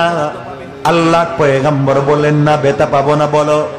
মেয়েটা বলছে, স্বামী, আমি 1 বছর একটা ছেলেকে ভালোবাসি, 1 বছর থেকে একটা ছেলেকে ভালোবাসি। ওই ছেলে ছাড়া আমার জীবন বাঁচবে না, একদিনের জন্য হলেও ছেলেটাকে আমি চাই। আল্লাহ পয়গম্বর আশ্চর্য হয়ে গেলেন। বাবা বলল, জিন্দগিতে কোনো ছেলে কেউ মেয়েটা দেখে নাই, আর মেয়েটা বলতেছে 1 বছর থেকে একটা ছেলেকে ভালোবাসে। তাহলে কি বুরকার ভিতরেও শয়তান ঢুকে গেছে গা? কথা কর না কেন? আমি কি বর্তমান পরিস্থিতিগুলো বুঝাতে পারতেছি? মানে কোরআনের ভাষায় ওইটা বুঝাতে চাচ্ছি। আমার ভাইরা, আল্লাহর পয়গম্বর আশ্চর্য হয়ে বললেন, স্ত্রী বলো, কে 1 বছর তুমি কোন ছেলেকে ভালোবাসলে? তোমার বাবা বললেন, কাউ, তুমি কোনোদিন কোন ছেলে দেখো নাই? মেয়েটা বলতে, স্বামী রে, সত্যিকার অর্থে আমি কোনোদিন কোন ছেলে দেখি নাই, কিন্তু না দেখেও আমি তার প্রেমে পড়েছি, তাকে 1 বছর থেকে ভালোবাসি।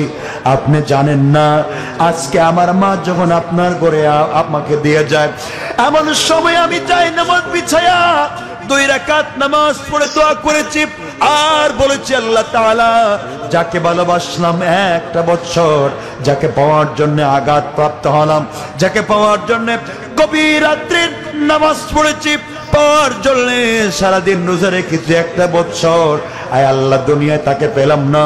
মা বাবা অন্য জায়গায় আমাকে বিয়ে দিয়ে দিলেন। অগমনি, দুনিয়ার জীবনে ধৈর্য ধারণ করে চলতে পারি, কিন্তু ইন্তেকালের পরে আমি যেন ওই ছেলেকে না হারাইয়া যাই। কোন সুবহানাল্লাহ। পয়গম্বর তো আরো আশ্চর্য, বিয়ে করলাম আমি, আর মেয়েটা দোয়া করছে তার বয়ফ্রেন্ডের জন্য। রাগ উঠছে না? সুলাইমানের রাগ উঠে নাই? আমরা হইলে কোথাও চুরিটা কই পাইতেছি না কেন? সাইজ কই হলো 20 লাখ টাকা মোহর দিছি আমি, আর দোয়া করছো তুমি আরেকজনের নামে। আমাদের দেশের মেয়ে এটা করতো না। আমাদের দেশের মেয়ের 100টা প্রেম করলো, বছর রাত্রে স্বামীকে কসম, আমি কোন ছেলেরা দেখছি না কোনো। কথা বললেন, কি চরিত্র আমাদের, কি চরিত্র আমাদের, চিন্তা করেন। আমার বন্ধুগণ, কত সংক্ষেপে এক পর্যায়ে আল্লাহর পয়গম্বর বললেন, স্ত্রী শোনো, তুমি ছেলের পরিচয় দাও। কোন ছেলের জন্য তুমি 1টা বছর রোজা রেখেছো? কার জন্য 1 বছরে তুমি দোয়া করেছো? কার জন্য 1টা বছর গভীর রাত্রে নামাজ পড়ে কান্না করেছো? কে সে? স্ত্রী বলতেছে, স্বামী রে, এই ছেলের পরিচয় দিলে ছেলেটাকে আপনি মারবেন। আল্লাহর পয়গম্বর বলেন, কথা দিলাম না যে স্ত্রীকে বিয়ে করার পরে আরেকটা ছেলের জন্য দোয়া করতে পারে, আমি তার জীবন নষ্ট করতে চাই না। তুমি আমাকে ছেলের পরিচয় দাও। তোমার শরীরে আমি কোনো টাচ পর্যন্ত করি নাই, তোমাকে আমি তালাক দিব, আর কথা দিলাম তালাক দিয়া যেই ছেলেকে পছন্দ করো ওই ছেলের হাতে তোমাকে উঠাইয়া দিব। কোন সুবহানাল্লাহ। মেয়েটা সুলাইমানের হাত ধরে বলতে, স্বামী কথা যদি সত্যি হয় তাকে তাহলে শুনেন, আমি যেই ছেলেকে ভালোবাসতাম সেই ছেলেকে আপনিও চিনবেন, আমিও চিনি, দুনিয়ার মানুষ চিনে। যেই ছেলের জন্য আমি পাগল, যার জন্য কলিজা শুকাইয়া যায়, যাকে পাওয়ার জন্য আমার মা বলছে ভুলে যাও, বলতে পারে নাই, মারলো। বাবা খাবার বন্ধ করে দিল, রাত্রের পর রাত বিছানায় তাহাজ্জুদের সিজদায় কাঁদতে কাঁদতে চোখের পানি শুকিয়ে গেল। ওই ছেলেকে আমি বলতে পারি নাই, একদিনের জন্য হলো আমি স্বামী হিসাবে তাকে চাই। ওই ছেলে আর কেউ না, কেউ না, কেউ না, ওই ছেলে হলো আমাদের দেশের বাদশাহ পয়গম্বর সুলাইমান। আল্লাহু আকবার। সুলাইমান চিন্তা করে আমার নাম বললো কেন, আমার নাম বলতেছে কেন? কিন্তু আল্লাহ নোটিশ করেছেন সুলাইমান পরিচয় ওপেন করা যাবে না। এখন যদি বলেন তুমি যার জন্য এত কষ্ট করছো, আমি তো হেই সুলাইমান। তুই সুলাইমান না, আমার ঘরে 1 বছর কর্মচারী ছিল, তুমি সুলাইমানের দিকে আও, বাসর করো, বউ মারবো। কথা কন না কেন? কি কঠিন পরীক্ষা চিন্তা করে। আল্লাহ সূরা হুজরাতে বলেছেন ওয়ামতাহানাল্লাহু কুলুবাহুম লিত্তাকওয়া।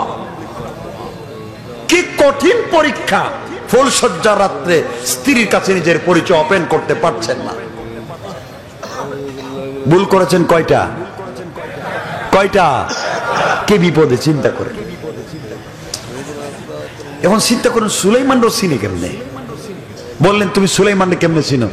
এখন তো সুলাইমান ইসলাম চিন্তা করতে পারতেছেন না, তাইলে এই মেয়েটা কে? এমন সময় মেয়ে বলছে, স্বামী শোনেন, আল্লাহর পয়গম্বর সুলাইমান বিয়ে করবেন এই খবর গোটা দুনিয়া প্রচার হয়ে গেল। আমার মা আমাকে বলেছিলেন, মায়ের কথা শুনে বলেছিলাম, আম্মা জান, জীবনে যদি সুলাইমানের স্ত্রী হতে পারতাম ভাগ্যের পরিবর্তন হয়ে যেত। মা আমাকে আঘাত করেছেন, মা আমাকে মারছে, দুঃখের শেষ নাই, ব্যথা পাই নাই। কিন্তু বিয়ের প্রস্তাব লিখি সুলাইমানের কাছে পাঠিয়ে দিয়েছিলাম। কিন্তু সুলাইমান আলাইহিস সালাম আমি গরিব মনে করে, জেলের মেয়ে মনে করে আমার প্রস্তাবটাকে তিনি কবুল না করে টুকরা টুকরা করে ফেলে দিয়েছিলেন, টুকরা করে ফেলে দিয়েছিলেন। ওই দিন মনে বড় ব্যথা পেয়েছিলাম, আর আল্লাহকে বলেছিলাম, আল্লাহ এই দুনিয়ার জমিনে সুলাইমানকে পাওয়ার জন্য আমি এত পাগল, তার ক্ষমতা চাই না, তাকে একমাত্র ভালোবেসেছিলাম জান্নাত পাওয়ার জন্য। আমি গরিব হওয়ার কারণে আমার প্রস্তাবকে তিনি টুকরা টুকরা করে দিলেন। আয় আল্লাহ, তোমার কাছে আমি চাইলাম, তুমি তো চাইলেই সুলাইমানকে গরিব বানাইয়া আমাকে ধনী বানাইয়া সুলাইমানকে আমার স্বামী বানাইয়া দিতে আমার আল্লাহর একটা মিনিটও দেরি হবে না। কোন সুবহানাল্লাহ। ও স্বামী, এত দোয়া করলাম কিন্তু কবুল হয় নাই। কবুল হইছে?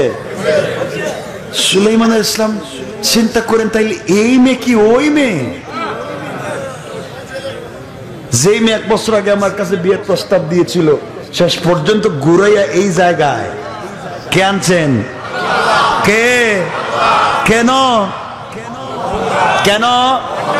এই কথাই আমার আলোচনায় আল্লাহ বলছেন, ওয়া ইবাদুর রাহমানিল্লাযীনা ইয়ামশুনা আলাল আরদি হাওনা। অহংকার করা যাবে না।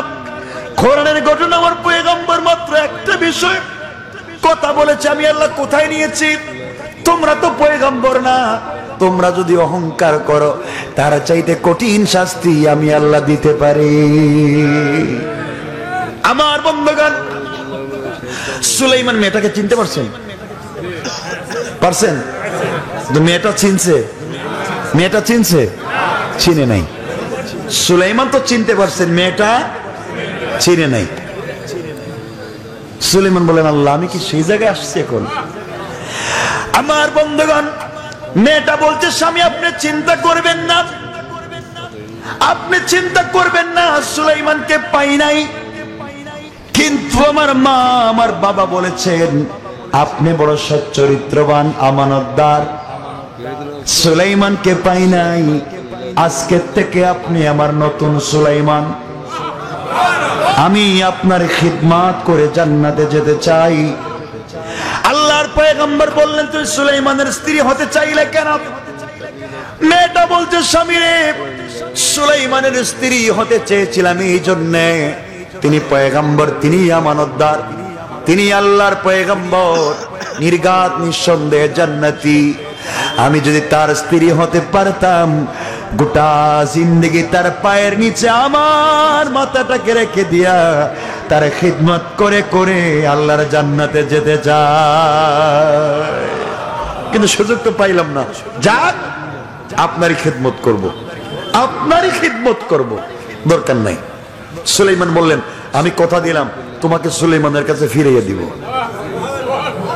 তিনি ফিরিয়ে দিবেন, তিনি তো নিজেই সুলাইমান। পরিচয় দিতে পারবেন? পরিচয় দিতে পারবেন? পারতেছেন না। মেয়েটা বলছে দরকার নাই, সুলাইমানের দরকার নাই, আপনি আমার সুলাইমান। কিন্তু স্বামী, রাত্র তো গল্প গুজব কইরাই ফুলসজ্জা রাত্র কাটাইয়া দিলাম, রাত্র তো কম হয় না, গভীর হয়ে গেছে, তাদেরও আমাদেরও সমান সমান সমান সমান হয়ে গেছে। এরপরে 2 ঘন্টা কাটায় কাটায় 2 ঘন্টা সমান সমান না? মেয়েটা বলছে, স্বামী রাত্র তো গভীর, তাহলে গল্প গুজব করে কাটাইয়া দিয়ে লাভ নাই, এক কাজ করি, আজকের রাত্রে মেয়েরা স্বামীকে অনেক গিফট করে, উপহার উপঢৌকন দেয়, আমি তো গরিব মানুষ আপনি জানেন, আপনাকে দেওয়ার মতো কিছু নাই, কিন্তু আমার কাছে ছোট্ট একটা গিফট আছে, আপনাকে দিতে চাই। চক্ষু খোলা থাকলে দেওয়া যাবে না, আপনি চক্ষু বন্ধ করলে আমি দিব। আল্লাহু আকবার, আরেকটু জোরে করুন, আল্লাহু আকবার। আল্লাহ ফিরিয়ে দিতেছেন, দিতেছেন, শিক্ষা দিয়া দিতেছেন, আর আমাদেরকে শিক্ষা দিচ্ছেন, অহংকার কইরো না, এই গাটে নিমু। কথা বলেন না কেন? আমার বন্ধুগণ, আল্লাহর পয়গম্বর চক্ষু বন্ধ করে হাত লম্বা করে দিলেন। এমন সময় মেয়েটা মাছের পেটে পাওয়া সেই আংটিটা বের করে, কাপড়ের আঁচল থেকে বের করে আস্তে করে আল্লাহর পয়গম্বরের হাতে পরাইয়া দিয়েছে। কোন সুবহানাল্লাহ।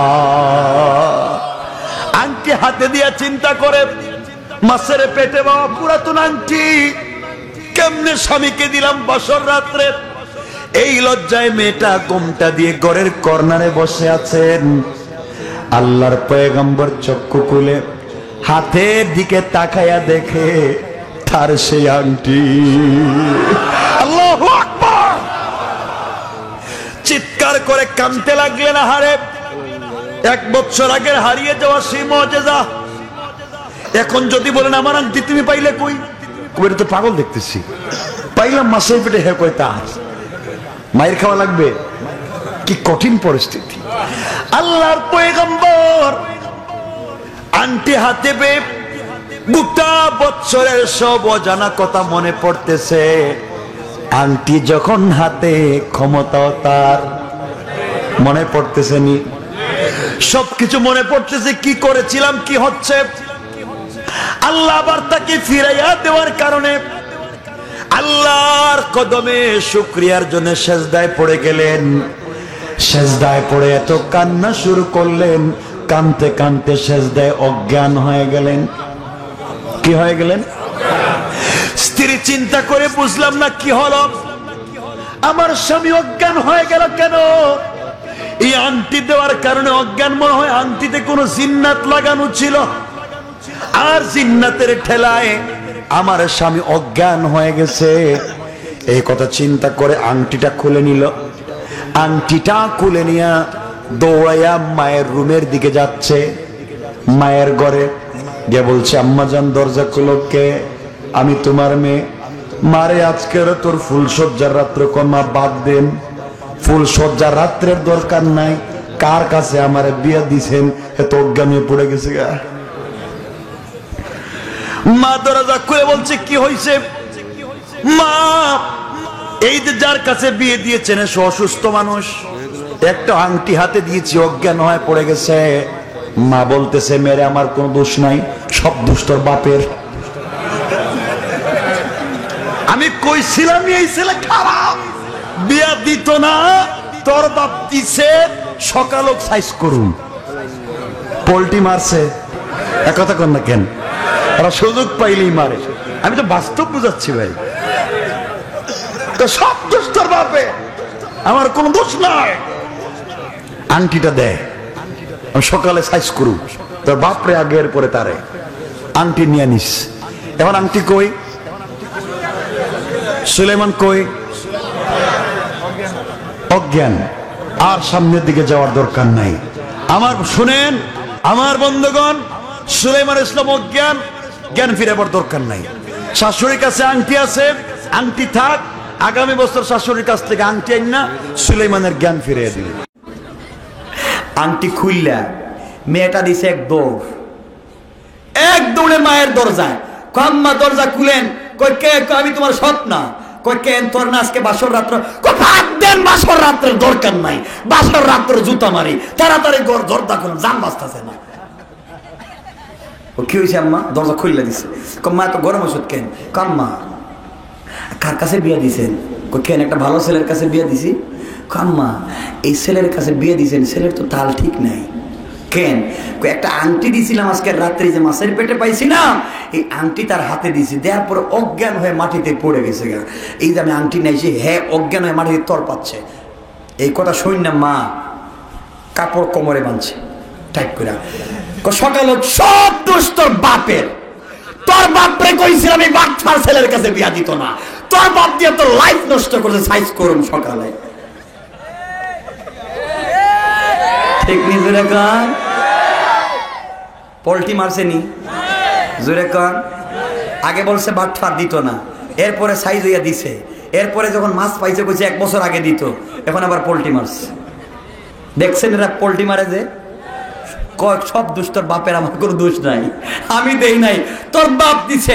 সকালে সাইজ করুন তোর বাপ আগে, তোর লাইফ নষ্ট করলো কে? এরা এত চালাক, সিনা বড় মুশকিল। আমার ভাইরা তো বলতেছে, দে আংটিটা আমার হাতে দে, সকালবেলা আমি দেখবো আংটিতে কি সমস্যা। হুজুরে দিয়ে একটু ফুফা দেওয়া, আংটিটা ঠিক কইরা আমার কাছে রাখি, তোর বাপরে সাইজ কইরা এরপরে আংটি দিমু। তখন আংটি কার হাতে? কথা বলেন। মা না, কোন শ্বশুরের হাতে? কার হাতে?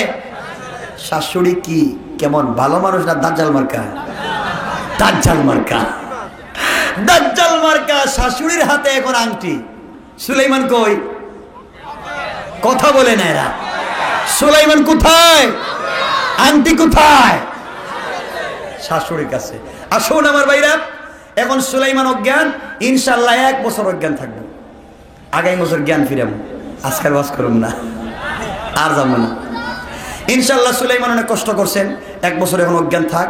আগামীতে আমরা এই শ্বশুরি তো দাজ্জাল মার্কা, শ্বশুরের কাছ থেকে ঠিক মতো আংটি আইন না, আবার সাইজ করাইয়া সুলাইমানকে দিয়ে আমরা জ্ঞান ফিরাইয়া দিব ইনশাল্লাহ। এই বছর আর হবে না, আগামীতে। এখন 1 বছর ঘুমাইয়া যাচ্ছ, সুলাইমানও ঘুমাক, আমরা একটু ঘুমাই, ঠিক আছে? আরে না, আর যান, আরে 3 ঘন্টা যেতেছে। এখন সুলাইমান 1 বছর অজ্ঞান থাক, অনেক কষ্ট করছে। আগামীতে জ্ঞান ফিরাম ইনশাল্লাহ, কথা দিলাম। থাক, আমার জন্য দোয়া আছে, আপনাদের জন্য দোয়া থাকলো। হ্যাঁ কথা বলি, আর কথা বাড়াবো না, এখানে রেখা দিলাম ভাই। আমার 3 ঘন্টা দেখেন।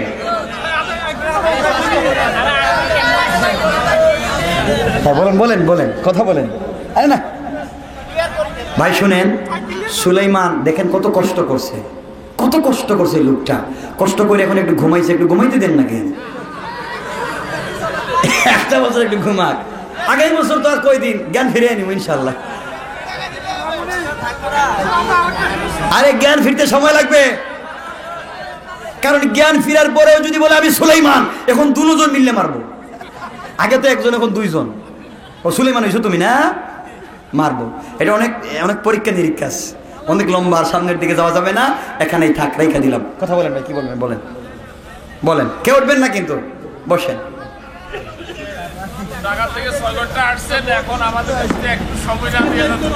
3 ঘন্টা দিয়েছি ভাই, এত সময় দেই না কোথাও, আমি তো 1 ঘন্টা আলোচনা করি। আরো 3 ঘন্টা লাগবে, 3 ঘন্টা। বসেন বসেন, উঠবেন না, কথা বলেন, কথা বলেন ভাই, বসেন ভাই, একটু বসেন।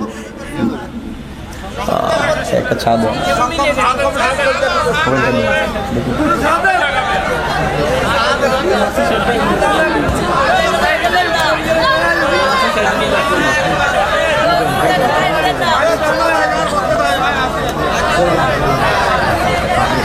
ভাই, কথা বলেন, কথা বলেন, কথা বলেন।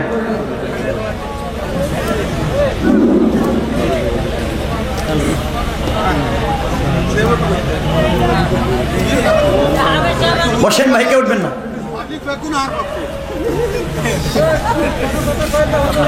ভাই বসেন বসেন। এই রাত্রে 12:30 পরে একজন ফজরের নামাজ পড়বেন না, আমি কিয়ামতের দিন জবাব দেব। হুজুর মাহমুদাবাদী হুজুর না, আপনি ওয়াজ করছিলেন, সাইজ করুন।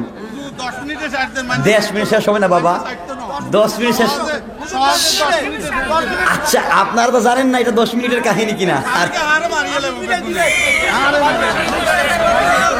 আরে শুনেন, আর কথা শুনেন, কথা শুনেন, একটা কথা শুনেন আমার। আপনার আগে ওয়াদা দিয়েছেন, আমি রাখলে রাখা দিব, কথা বলবেন না। শুনেন, এখন এমন এক জায়গায় আছি, শুনেন, এই জায়গার থেকে যদি এখন শুরু করি 3 ঘন্টা শেষ করা যাবে না, আপনারা বুঝতেছেন না। মানে এখন ওয়াজ করতেই ওইভাবে যে বিলকিস ছিল এক মহিলা, সুলাইমান ছিল এক রাজা, আর সুলাইমানে বিলকিসরে নিয়ে আইসে পরে বিয়ে হয়ে গেছে। এইভাবে ওয়াজ করা লাগবে, নাহলে তো বুঝাতে পারবো না আপনাদেরকে। একজন কারি সাহেব বলছিল 3 জন একসাথে খাইতে বসছে, তো একজন কারি সাহেব, একজন মুহাদ্দিস, একজন শেখুল হাদিস। তো শেখুল হাদিসের মুহাদ্দিস দেখলো খাবার ভালো ভালো খাইতে দিব, কারণ কারি সাহেবের পেট মুটে ওর বেশি খায়। তখন কারি সাহেবরা কেমনে লাইনে লাগায় দেয়, কয় কারি সাহেব একটু তিলাওয়াত করেন। মানে কারি সাহেব তো লম্বা তিলাওয়াত করবে, আর এরা সব খায়া শেষ করবো। কারি সাহেব ছিল সালাক, হ্যাঁ কয় ওয়াশামসি ওয়াদুহাহা, মাঝে মাঝে হা হা ওয়ালা ইয়াখাফু উকবাহা। শেষ, এখন খাওয়া শুরু করছে, কত শেষ তিলাওয়াত। তো আমি এই ওয়াজ করে লাগবো এখন। আরে ভাই শুনেন, আসলে আপনাদেরকে বলতে শুনেন, আচ্ছা শুনেন, করতেছি, শুনেন, বসেন বসেন বসেন শুনেন, আপনাদের কথা মানছি। আমি 3 ঘন্টা আলোচনা করেছি, এখন শুনেন, এমন এক জায়গায় রাখছি আপনাদের উপকারের জন্য। এখন যদি শুরু করি আপনারাও উঠবেন না, আমারও কষ্ট দিবেন, আরো 3 ঘন্টা ছাড়া কিছুই বুঝবেন না, খালি দেখবেন মজা, খালি মজা করবেন, জানগা চালাই থাকেন। ফজর নামাজ এখানে পড়ুন, এটা আমার অভিজ্ঞতা আছে তো, কারণ আমি তো কথা বলি, আমার অভিজ্ঞতা আছে, এই জন্য কথা দিয়ে গেলাম আপনাদেরকে। আপনাদের যদি সব ঠিক থাকে, আর আমার ভাইয়ের মাইকে যদি এইভাবে ডায়াবেটিক্সের সমস্যা না থাকে, তা আমি কথা দিলাম ইনশাল্লাহ আগামীতে আরো 3 ঘন্টা ওয়াজ করে এই বিষয় শেষ করে দেব ইনশাল্লাহ। ইনশাল্লাহ কথা দিলাম, ইনশাল্লাহ একজন মরবেন না, সব বাঁচবেন। আজরাইল কেউ নিও না তুমি, সব ঠিক আছে। কেউ মরবেন ইনশাল্লাহ, সব বাঁচবেন। আল্লাহ সবরে বসে জান্নাত দেখ। আল্লাহুম্মা সাল্লি আলা মুহাম্মদ। বাবা অনেক কষ্ট, আমার কষ্ট হচ্ছে, আমি বলি, আমি একটা কথা বলি, আচ্ছা একটা কথা বলি, একে উঠবেন না বাবা। আমি না কই মিলে যেতে বুঝি, আমি 11 ঘন্টা সফর করে আসছি, ঢাকা থেকে আসছি নাই, আরো দূর থেকে আসছি। 11 ঘন্টা এসে এখানে 1 কাপ লাল চা খেয়ে আবার স্টেজে উঠেছি, কিছুই খাইনি। এজন্য আমার তো কষ্ট হওয়ার কথা। শেষ হোক বাবা, আমি আপনারা বুঝতেছেন না, হায় হায় কেমন শুরু করে দিব, আপনারা দেখবেন শেষ হইতেছে না, খালি সামনে যাইতেছে। কই 12-10 মিনিট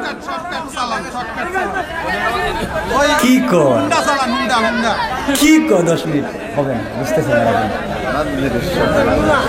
শুনেন, আরে শুনেন বাবা, সব বুঝতেছি, আপনারা আশিকের রাসূল। আলহামদুলিল্লাহ, আলহামদুলিল্লাহ থাক, আমার জন্য দোয়া চাই। আপনারা বুঝতেছেন না, আমি বুঝতেছি ব্যাপারটা। একজন উঠবেন না, বসেন, ওয়াজ করলে শুনবেন আর ওয়াজ না করলে যাইবেন গা, এটা আমার কষ্টর জিনিস, আমি পছন্দ করি না এগুলো। 3 ঘন্টা ওয়াজ করলাম, আপনারা এখন যদি উঠতে যান আমি কষ্ট পাবো না? জীবনে পরে আসবো না এই এলাকায়। একটু বলবেন, তাড়াতাড়ি একটু বলেন, আমার বুঝেন না আপনারা? হ্যাঁ হ্যাঁ, কথা বলবো ইনশাল্লাহ, ওয়াজ করুন, বসেন। যাই হোক, আলহামদুলিল্লাহ, আমরা সম্মানিত মেহমানকে আর কষ্ট দিব না। উনি ওয়াদা দিয়েছেন ইনশাআল্লাহ যদি আল্লাহ তাআলা হায়াত দারাজ করে, আমরা ইনশাআল্লাহ যদি বেঁচে থাকি আগামী বছর আবার ইনশাআল্লাহ আমরা চেষ্টা করব। সম্মানিত হাজিরিন, সম্মানিত উপস্থিতি, রিয়া সম্পর্কে, অহংকার সম্পর্কে যে আমাদের প্রধান মেহমান যে আলোচনা করছেন, আমরা উক্ত আলোচনার উপরে আমল করার চেষ্টা করবো ইনশাআল্লাহ। সম্মানিত হাজিরিন, আমাদের আজকে মাহফিলের সম্মানিত সভাপতি সাহেব হাজী মিয়া মোহাম্মদ খলিল রহমান অসুস্থ থাকার কারণে আমাদের মাঝে উপস্থিত হতে পারে নাই। উনি আমাদের সকলের কাছে দোয়া চেয়েছেন এবং পাশাপাশি আমাদের প্রধান মেহমানের কাছেও দোয়া চেয়েছেন, আল্লাহ তাআলা যেন ওনাকে সুস্থ দান করেন। পাশাপাশি আমাদের মসজিদের পূর্ব পাশে যে দিঘির পাড়ে আমাদের মুরব্বীরা শুয়ে আছেন, তাদের জন্য আমরা দোয়া করব। প্রধান মেহমানের নিকট আরজি কামনা, আল্লাহ তাআলা যেন দিঘির পাড়ে যত মুর্দাগণ শুয়ে আছেন, আমাদের আত্মীয় স্বজন সকলকে যেন আল্লাহ তাআলা জান্নাতবাসী করেন, আমিন। সর্বোপরি সর্বশেষ একটি কথা, আমাদের মসজিদের সাবেক কেশিয়ার সাহেব মজিল হক, উনি আপনাদের সামনে 1 মিনিট মুখতাসার, আপনাদেরকে কষ্ট দিবে না, সামান্য 1 মিনিট একটা আলোচনা করবেন, আপনারা গুরুত্ব দিয়ে শুনুন।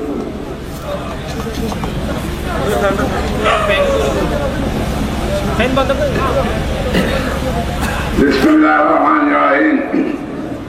আসসালামু আলাইকুম ওয়া রাহমাতুল্লাহি ওয়া বারাকাতুহু। আমার সমাজ প্রতিনিধি ভাই এবং নাতি সম্পর্কে আত্মীয় স্বজন সবাইকে আমার বিগত 30 বছরের আপনাদের সাথে এখানে ছিলাম। আমাদের সমাজটা খুব লম্বা, এখন বিটানো, আমার এখন শেষ অবস্থা, আমরা এখানে আসতে পারতেছি না। ওইখানে মসজিদে যাওয়াটা নামাজ হয়, আমি অনেকেরই চালুদের কাজ করে শিক্ষার মতামত পাইছি বা পাইনি। মুসলমান হিসাবে এবং পাইপাই হিসাবে নতুন উপস্থিত যাবে আমাকে সবাই অন্য করে দিবেন এবং আমার জন্য দোয়া করবেন। আমার শারীরিক অবস্থা বেশি ভালো নয়, আমি কিছু বেলা লম্বা হয়ে গেছে। আমরা 2টা মসজিদ, যে 2 মসজিদে এক হয়ে আমরা কোনো বাগুন নেই, ওইদিকে চাউলে উঠায়, এদিকে উঠলাম, এদিকে যায় উঠে, এটা প্রতিহার দেয় না হয়। আমরা এখন নেবুয়া ভয় ধরে আমাদের দিকে সবাই একটু লক্ষ্য রাখবেন, আমার বিরুদ্ধে সবাই আমরা পাই ভাই, সবাই ভাই।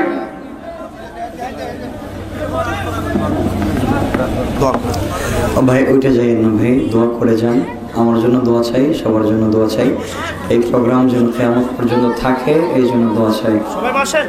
আপনাদের এই কন্ডিশন কিন্তু আমার মুখালিফ, মনে রাখবেন, এটা আমি পছন্দ করি না। আল্লাহুম্মা আমিন।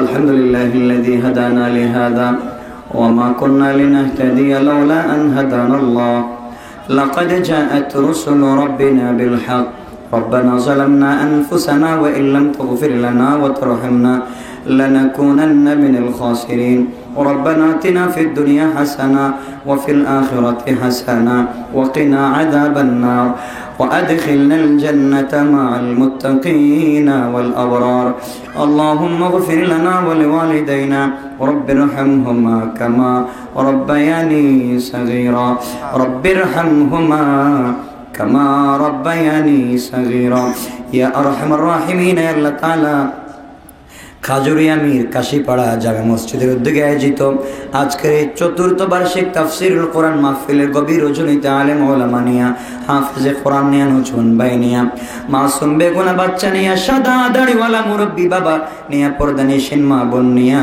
এমন কতগুলো হাত নিয়ে হাত উঠাইলাম যে হাতগুলা তোমার কাবার গিলাফে ধরে ধরে কাঁদলো। আয় আল্লাহ, হাত উঠে সারা জীবনের গুনার প্রতি শর্মিন্দা হয়ে তওবা করলাম। আল্লাহ দয়া গুরে মায়া গুনে তুমি আমাদের এই জীবনের গুনাহগুলোকে মাফ করে দাও। আয় আল্লাহ, আমাদের গুনার কারণে গাড়ির চাকার নিচে ফালাইয়া, আগুন দিয়ে জ্বালাইয়া, পানির মধ্যে ডুবাইয়া, ক্যান্সারের মতো কঠিন রোগ দিয়া, বিছনায় গড়াগড়ি করাইয়া তুমি কষ্ট দিও না। ইন্তেকালের সময় চলে আসলে রমজানুল মুবারকের তাহাজ্জুদের সাজদায়, জুমার দিনের কোরআন তিলাওয়াতের হালতে বিশ্ব নবীকে স্বপ্নে দেখাইয়া জান্নাত চোখের সামনে হাজির করে মালাকুল মউত পাঠাইয়া দিও আল্লাহ। আয় আল্লাহ, যারা দোয়া চেয়েছেন সবার দোয়াকে কবুল করো। আল্লাহ, যারা এই প্রোগ্রামে টাকা দিয়ে, পয়সা দিয়ে, শ্রম দিয়ে, পরামর্শ দিয়ে সহযোগিতা করেছে, আল্লাহ সবার সহযোগিতাকে কবুল আর মঞ্জুর করে নাজাতের জরিয়া বানাইয়া দাও। আমাদের পক্ষ থেকে লাখো কোটি দরুদ ও সালামের হাদিয়া বিশ্ব নবীর রূহ মুবারকে পৌঁছাইয়া দাও। আয় আল্লাহ, এই প্রোগ্রামের উসিলা এলাকার মধ্যে রহমতের আমজুরি বর্ষাও। আয় আল্লাহ, এই প্রোগ্রামের সাথে সংশ্লিষ্ট সবাইকে মাফ করে দাও। আয় আল্লাহ তাআলা, জানি না ওই এলাকার কত মানুষ মাটির নিচে শুয়ে আছে। আল্লাহ আল্লাহ, সবার কবরটাকে জান্নাতের টুকরা বানাইয়া দাও। আমরা যে যে জায়গায় সমস্যা আছে সমাধান করে দাও। আমাদেরকে ইখলাসের সাথে অহংকার মুক্ত দুনিয়ার জমিনে আয় আল্লাহ তাআলা তোমার অমনি সুলাইমান আলাইহিস সালাতু ওয়াস সালামের আংটিটা তার হাতে পরায় দিয়েছে। যখনই আংটিটা পরায় দিয়েছে, সুলাইমান আলাইহিস সালাতু ওয়াস সালাম চক্ষু খুলে আংটি দেখে চিনছে কি চিনে নাই? জোরে কোন চিনে নাই? এই আংটির সাথে তার পরিচয় আছে না? এবার সুলাইমান আলাইহিস সালাতু ওয়াস সালাম কিছু বুঝতে পারলেন না। আংটি দেখে এখন আর যোগ বিয়োগ মিলাইতে পারতেছেন না, কোত্থেকে কি হয়ে গেল। সঙ্গে সঙ্গে তিনি বেহুশ হয়ে পড়লেন। বেহুশ হয়ে যাওয়ার পরে উনি এটা তাড়াতাড়ি আংটিটা খুলে ফেললেন। খুলে আস্তে করে বালিশের তলে রেখে দিছে। একটু পরে পানি টানি দেওয়ার পরে সুলাইমান আলাইহিস সালাতু ওয়াস সালামের জ্ঞান ফিরল। উঠেই কোনো কিছু না বলে বলতেছে, কই আংটিটা দাও। যখন দেখে আংটি নাই, বলতেছে, কই আংটিটা দাও তাড়াতাড়ি। বলতেছে, দেখেন আংটিটা দিলাম আর আপনার সাথে সাথে বেহুশ হয়ে পড়লেন, এই আংটিটা তো মনে হয় ভালো না। তো বলতেছে, না না সমস্যা নাই, দাও, আবার দাও দেখি। আবারও দিচ্ছে পরায়া, আবারও তিনি বেহুশ হয়ে পড়ছেন। এইভাবে করে তিনবার তিনি বেহুশ হয়ে পড়লেন। তিনবার আংটি দেয়। এখন এমন অবস্থা হয়েছে, আংটি দিলে বেহুশ হয়ে যায়, আংটি যদি না দেয় তাহলে অবস্থা আরো খারাপ হয়ে যায়। জ্ঞান আসলে, হুঁশ ফিরে আসলে অবস্থা আরো খারাপ হয়ে যায়। সুলাইমান আলাইহিস সালাতু ওয়াস সালামের স্ত্রী এবার চিন্তা করলেন, তৃতীয়বার যখন বেহুশ হয়ে গেছে, দৌড়ে তাড়াতাড়ি বাবা মার কাছে চলে গেছে। দেখো বাবা, দেখো মা, আংটি, আমি একটা আংটি পেয়েছিলাম, এই আংটিটা হাদিয়া দিতে চাইছিলাম, আংটি যদি তার হাতে পরায় দিই তাহলে সে বেহুশ হয়ে যায়, আর যদি আংটি তার কাছে খুলে নিয়ে যায় তাহলে সে আর ঠিক থাকতে পারে না, তাহলে হুঁশ ফেরার পরে এটার জন্য আরো অস্থির হয়ে যায়। মা এবার সুলাইমান আলাইহিস সালাতু ওয়াস সালামের শাশুড়ি ডাক দিয়া বলতেছে, দেখ এসব কথা আমার কাছে কইছ না, তোর বাপের কাছে কই। আগে কইছিলাম যে তোলার দ্বারা বিয়া দেওয়া দরকার নেই, চিন্তা করছিস। এখন বলতেছে, আগেই কইছিলাম এই ছেলের কাছে, একটু আগে কিন্তু 6 মাস আগে দিতে চাইছিলাম, আর এখন যা তোর বাপের কাছে গিয়া বল। তো শ্বশুর শাশুড়ি দুইজনই বাসর ঘরে আসতে, পয়গম্বরের বাসর ঘরে শ্বশুর শাশুড়ি আসতে। সুলাইমান আলাইহিস সালাতু ওয়াস সালাম দেখে লজ্জায় একেবারে মাটির সাথে মিশে গেলেন। কি করবেন চিন্তা করতেছেন। তো এখন তার শাশুড়ি বলতেছেন, দেখেন বাবা, মাছের পেটে যে আংটি, মাছ আংটি, এটা কি কোনো ভালো জিনিস হইতে পারে? এর ভিতরে বদ জিন দেওপুরীর আসর আছে। তো আগামীকালকে ওজা এনে, ফকির ফুকারা এনে, আলেম ওলামা এনে খতম পড়ায়া ভালো করে এটার মধ্যে ফু দিয়া এরপরে আপনার কাছে দিব, আপনার বেহুশ হবেন না। সুলাইমান আলাইহিস সালাতু ওয়াস সালাম বলছেন, আর আংটি কারো দিয়া, ওজা দিয়া পড়াইতে হবে না, আমার কাছে দেন, আমিও আর বেহুশ হব না। শ্বশুর শাশুড়ি দুইজন চলে গেলেন। দুইজন চলে যাওয়ার পরে এবার সুলাইমান আলাইহিস সালাতু ওয়াস সালাম বললেন, দাও আংটিটা দাও। স্ত্রী বলতেছে, আমার তো শখ ছিল আপনাকে পরায় দিবেন। ঠিক আছে, পরায় দিলেন। আংটিটা পরায় দেওয়ার পরে সুলাইমান আলাইহিস সালাতু ওয়াস সালাম আর তার স্ত্রী দুইজন দাঁড়াইলেন 2 রাকাত নামাজ আদায় করার জন্য। কোন কোন কিতাবে লেখে বিবাহের পরে বাসর ঘরে যে 2 রাকাত নামাজ আদায় করে, এটা সুলাইমান আলাইহিস সালাতু ওয়াস সালাম থেকে আসছে। হযরত সুলাইমান আলাইহিস সালাতু ওয়াস সালাম এবার চিন্তা করলেন, দুইজন নামাজ পড়লেন। নামাজ পড়ার পরে এখন হাত উঠায় মুনাজাত করতেছেন। মুনাজাতের মধ্যে পয়গম্বর সুলাইমান আলাইহিস সালাতু ওয়াস সালাম আল্লাহ রাব্বুল আলামিনকে ডেকে বলতেছেন, এখন ওই 1 বছর থেকে এখন পর্যন্ত সব ঘটনা সবকিছু মনে পড়ে গেছে। আংটি পরার সাথে সাথে সবকিছু তার খেয়াল এসে গেছে, সবকিছু মনে পড়ে গেছে। সুলাইমান আলাইহিস সালাতু ওয়াস সালাম এবার মুনাজাতের মধ্যে রব্বুল আলামিনকে ডেকে বলতেছে, মালিক ওগো রব্বুল আলামিন, শুধুমাত্র একটা কথা বলেছিলাম, কত বড় সাহস, মনে আছে না? শুধুমাত্র একটা কথা বলেছিলাম, কত বড় সাহস। এই একটা কথা বলার কারণে সেই জেলের মেয়ের কাছে আবার তুমি 1টা বছর আমাকে খাটাইয়া 1টা বছর ঘুরাইয়া সেই আংটি জেলের মেয়ের হাতে তুমি আবার ফিরিয়ে দিলা। সুলাইমান আলাইহিস সালাতু ওয়াস সালাম মুনাজাত শেষ করলেন, স্ত্রী ডেকে বলতেছেন, কি বললেন কিছুই তো বুঝলাম না। এবার পয়গম্বর সুলাইমান আলাইহিস সালাতু ওয়াস সালাম স্ত্রীকে ডেকে বলতেছেন, প্রাণের স্ত্রী রে, আয় আমার কাছে চলে আয়, তুই বড় নেককারিনীর স্ত্রী, তোর দোয়া আল্লাহ রাব্বুল আলামিন কবুল করে নিয়েছেন। তোর দোয়ার সামনে আল্লাহ রাব্বুল আলামিনের যে সিংহাসন আল্লাহ তাআলা আমাকে দান করেছিলেন, পয়গম্বর সুলাইমানের তখ্ত সিংহাসন তোর দোয়ার কাছে হেরে গেছে। আরে স্ত্রী রে, সারা জীবন তোর আদর করব, তোকে ভালোবাসবো রে স্ত্রী রে, তুই বড় নেককারীর স্ত্রী। 1 বছর পর্যন্ত যে পয়গম্বর সুলাইমানের জন্য কাঁদতি, 1 বছর পর্যন্ত যে পয়গম্বর সুলাইমানের খাদেমা হওয়ার জন্য তোর আশা ছিল শুধুমাত্র কিয়ামতে নাজাত পাওয়ার জন্য।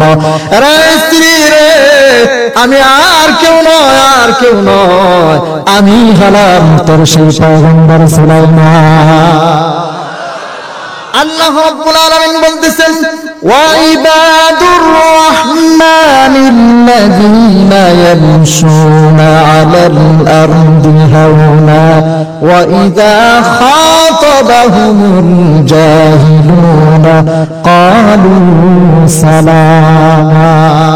আল্লাহু আকবার। তাহলে অহংকার করা যাবে? অহংকার করা যাবে? সবকিছু দেন কে? শেষ করে দেই? আরো চলবে? কতক্ষণ চলবে? নামাজ পড়ে, নামাজ কি সেটাও তো সে জানে না, দূর থেকে দেখছে কিছুক্ষণ দাঁড়ায় থাকে, হাত বেঁধে, এরপরে রুকু করে সিজদা করে। তো তার কাছে মনে হয়েছে জমিনের সাথে যে কপালটা লাগায় দেয়, মনে হয় এইটাই সবচেয়ে বড় উত্তম কাজ। দিনের বেলা লক্ষ্য করে দেখছে মুসলমানরা মসজিদে যাওয়ার আগে ওযু করে, হাত ধোয়, মুখ ধোয়, ওযু করাও তো সে জানে না, হাত মুখ ধোয়, মাথা মাসাই করে, পাও ধোয়, সবকিছু দেখছে। দিনের বেলা দেখে দেখে শিখছে দূর থেকে, কিন্তু দিনের বেলা তো মসজিদে যাইতে পারে না, কারণ দিনের বেলা যদি একজন হিন্দু মসজিদের মধ্যে ঢুকে, মানুষ কি ভাববে? মনে করবে হয় জুতা চুরি করতে আসছে, ঠিক কিনা বলেন? এরকম কিছু ভাববে কিনা? এটা কি আপদ না বিপদ? হিন্দু লোকটা মনে মনে ভাবলো, দিনের বেলা যদি আমি মসজিদ যাই, এলাকার মধ্যে খবর হয়ে যাবে, মানুষ ভাববে আমি মনে হয় হয়তো মুসলমান হয়ে গেছি। তো যাই হোক, মুসলমানদের খোদা কি মনে হয় মসজিদেই পাওয়া যাবে। রাতের বেলা যখন সব মানুষগুলো ঘুমিয়ে গেছে, কিন্তু আল্লাহর দরবার এখনো ঘুমায় নাই, আল্লাহর দরবার আস্তে আস্তে খোলা হচ্ছে। আচ্ছা আপনারা বলেন, এশার নামাজের পর কি মসজিদের দরজা খোলা থাকে না আটকানো থাকে? সব মসজিদের দরজা আটকানো। হিন্দু লোকটা চিন্তা করতেছে এত রাত্রে গিয়া মসজিদ খোলা পাবো কিনা। কিন্তু যখন হিন্দু লোকটা মুসলমানদের খোদাকে তালাশ করার জন্য মসজিদের কাছে চলে আসছে, মসজিদের সামনে পুকুর থেকে যখন ওযু করছে, হাত মুখ ধুইছে, হাত মুখ ধুয়ে তার মনের আকুতিটা, তার মেয়ের পেটে ব্যথার কথা মুসলমানদের খোদার কাছে বলবে। যখনই মসজিদের সামনে চলে আসছে, অমনি আল্লাহর কুদরত স্টার্ট দিয়ে দিছে রে, সঙ্গে সঙ্গে টাস টাস করে মসজিদের দরজাটা আল্লাহ রাব্বুল আলামিন সঙ্গে সঙ্গে খুলে দিলেন। হিন্দু লোকটা ভিতরে ঢুকলো, চিন্তা করতেছে কিভাবে কি দিয়ে কি শুরু করবে, তাড়াতাড়ি করে সেজদায় চলে গেছে। সেজদার মধ্যে চলে গিয়ে 2 চোখের পানি ফেলাইছে। সব ধর্ম চলে গেছে, এখন শুধুমাত্র একটাই ধর্ম বাকি। যদি এখান থেকে রিটার্ন ব্যাক করে, তাহলে আর পৃথিবী তার কোনো আশা নাই, মেয়ের জন্য আর কোনো আশাই সে করতে পারবে না। হিন্দু লোকটা এবার নিরুপায় হইয়া সেজদার মধ্যে যাইয়া 2 চোখের পানি ফেলে দিয়ে বলতেছে, মালিক গো রব্বুল আলামিন, তাম পৃথিবীর সব ধর্মের খোদার কাছে গেলাম, পৃথিবীর সব বড় বড় ডাক্তার দেখাইলাম, কবিরাজ দেখাইলাম, মেয়ের পেটে ব্যথা এখনো পর্যন্ত ভালো হয় না। ও পৃথিবীর মালিক মুসলমানদের খোদা রে, শেষ পর্যন্ত সবার শেষে নিরুপায় নিয়ে আমি তোমার দরবারে এসেছি। তুমি যদি আমার মেয়ের পেটে ব্যথা ভালো করে দিতে পারো, হিন্দু ধর্ম ছেড়ে যাব, মুসলমান ধর্ম গ্রহণ করব। রব্বুল আলামিন, তুমি যদি আমার মেয়ের পেটে ব্যথা ভালো করে দিতে পারো, আজ থেকে তোমার পায়ে বেশি বেশি প্রণাম করব, বেশি বেশি তোমার কদমে সিজদা দিব। আপনারা বলেন আল্লাহ এই কথা শুনেন কি শুনেন না? জোরে জোরে শুনেন কি শুনেন না? হিন্দু লোকটা যখন সিজদার মধ্যে গিয়ে আকুতি দিল, চোখের পানি ফেলে ফেলে কেঁদে কেঁদে বলতেছে, অমনি মসজিদের বারান্দা থেকে, মসজিদের এক কোণা থেকে আওয়াজ আসতেছে, বান্দারে রে বান্দা, আর তোর সিজদার মধ্যে পড়ে থাকতে হবে না রে বান্দা। সর্বশেষ তুই যখন আমার কাছে এসেছিস, তুই পৃথিবীর সমস্ত ধর্মের খোদার কাছে গিয়েছিলি।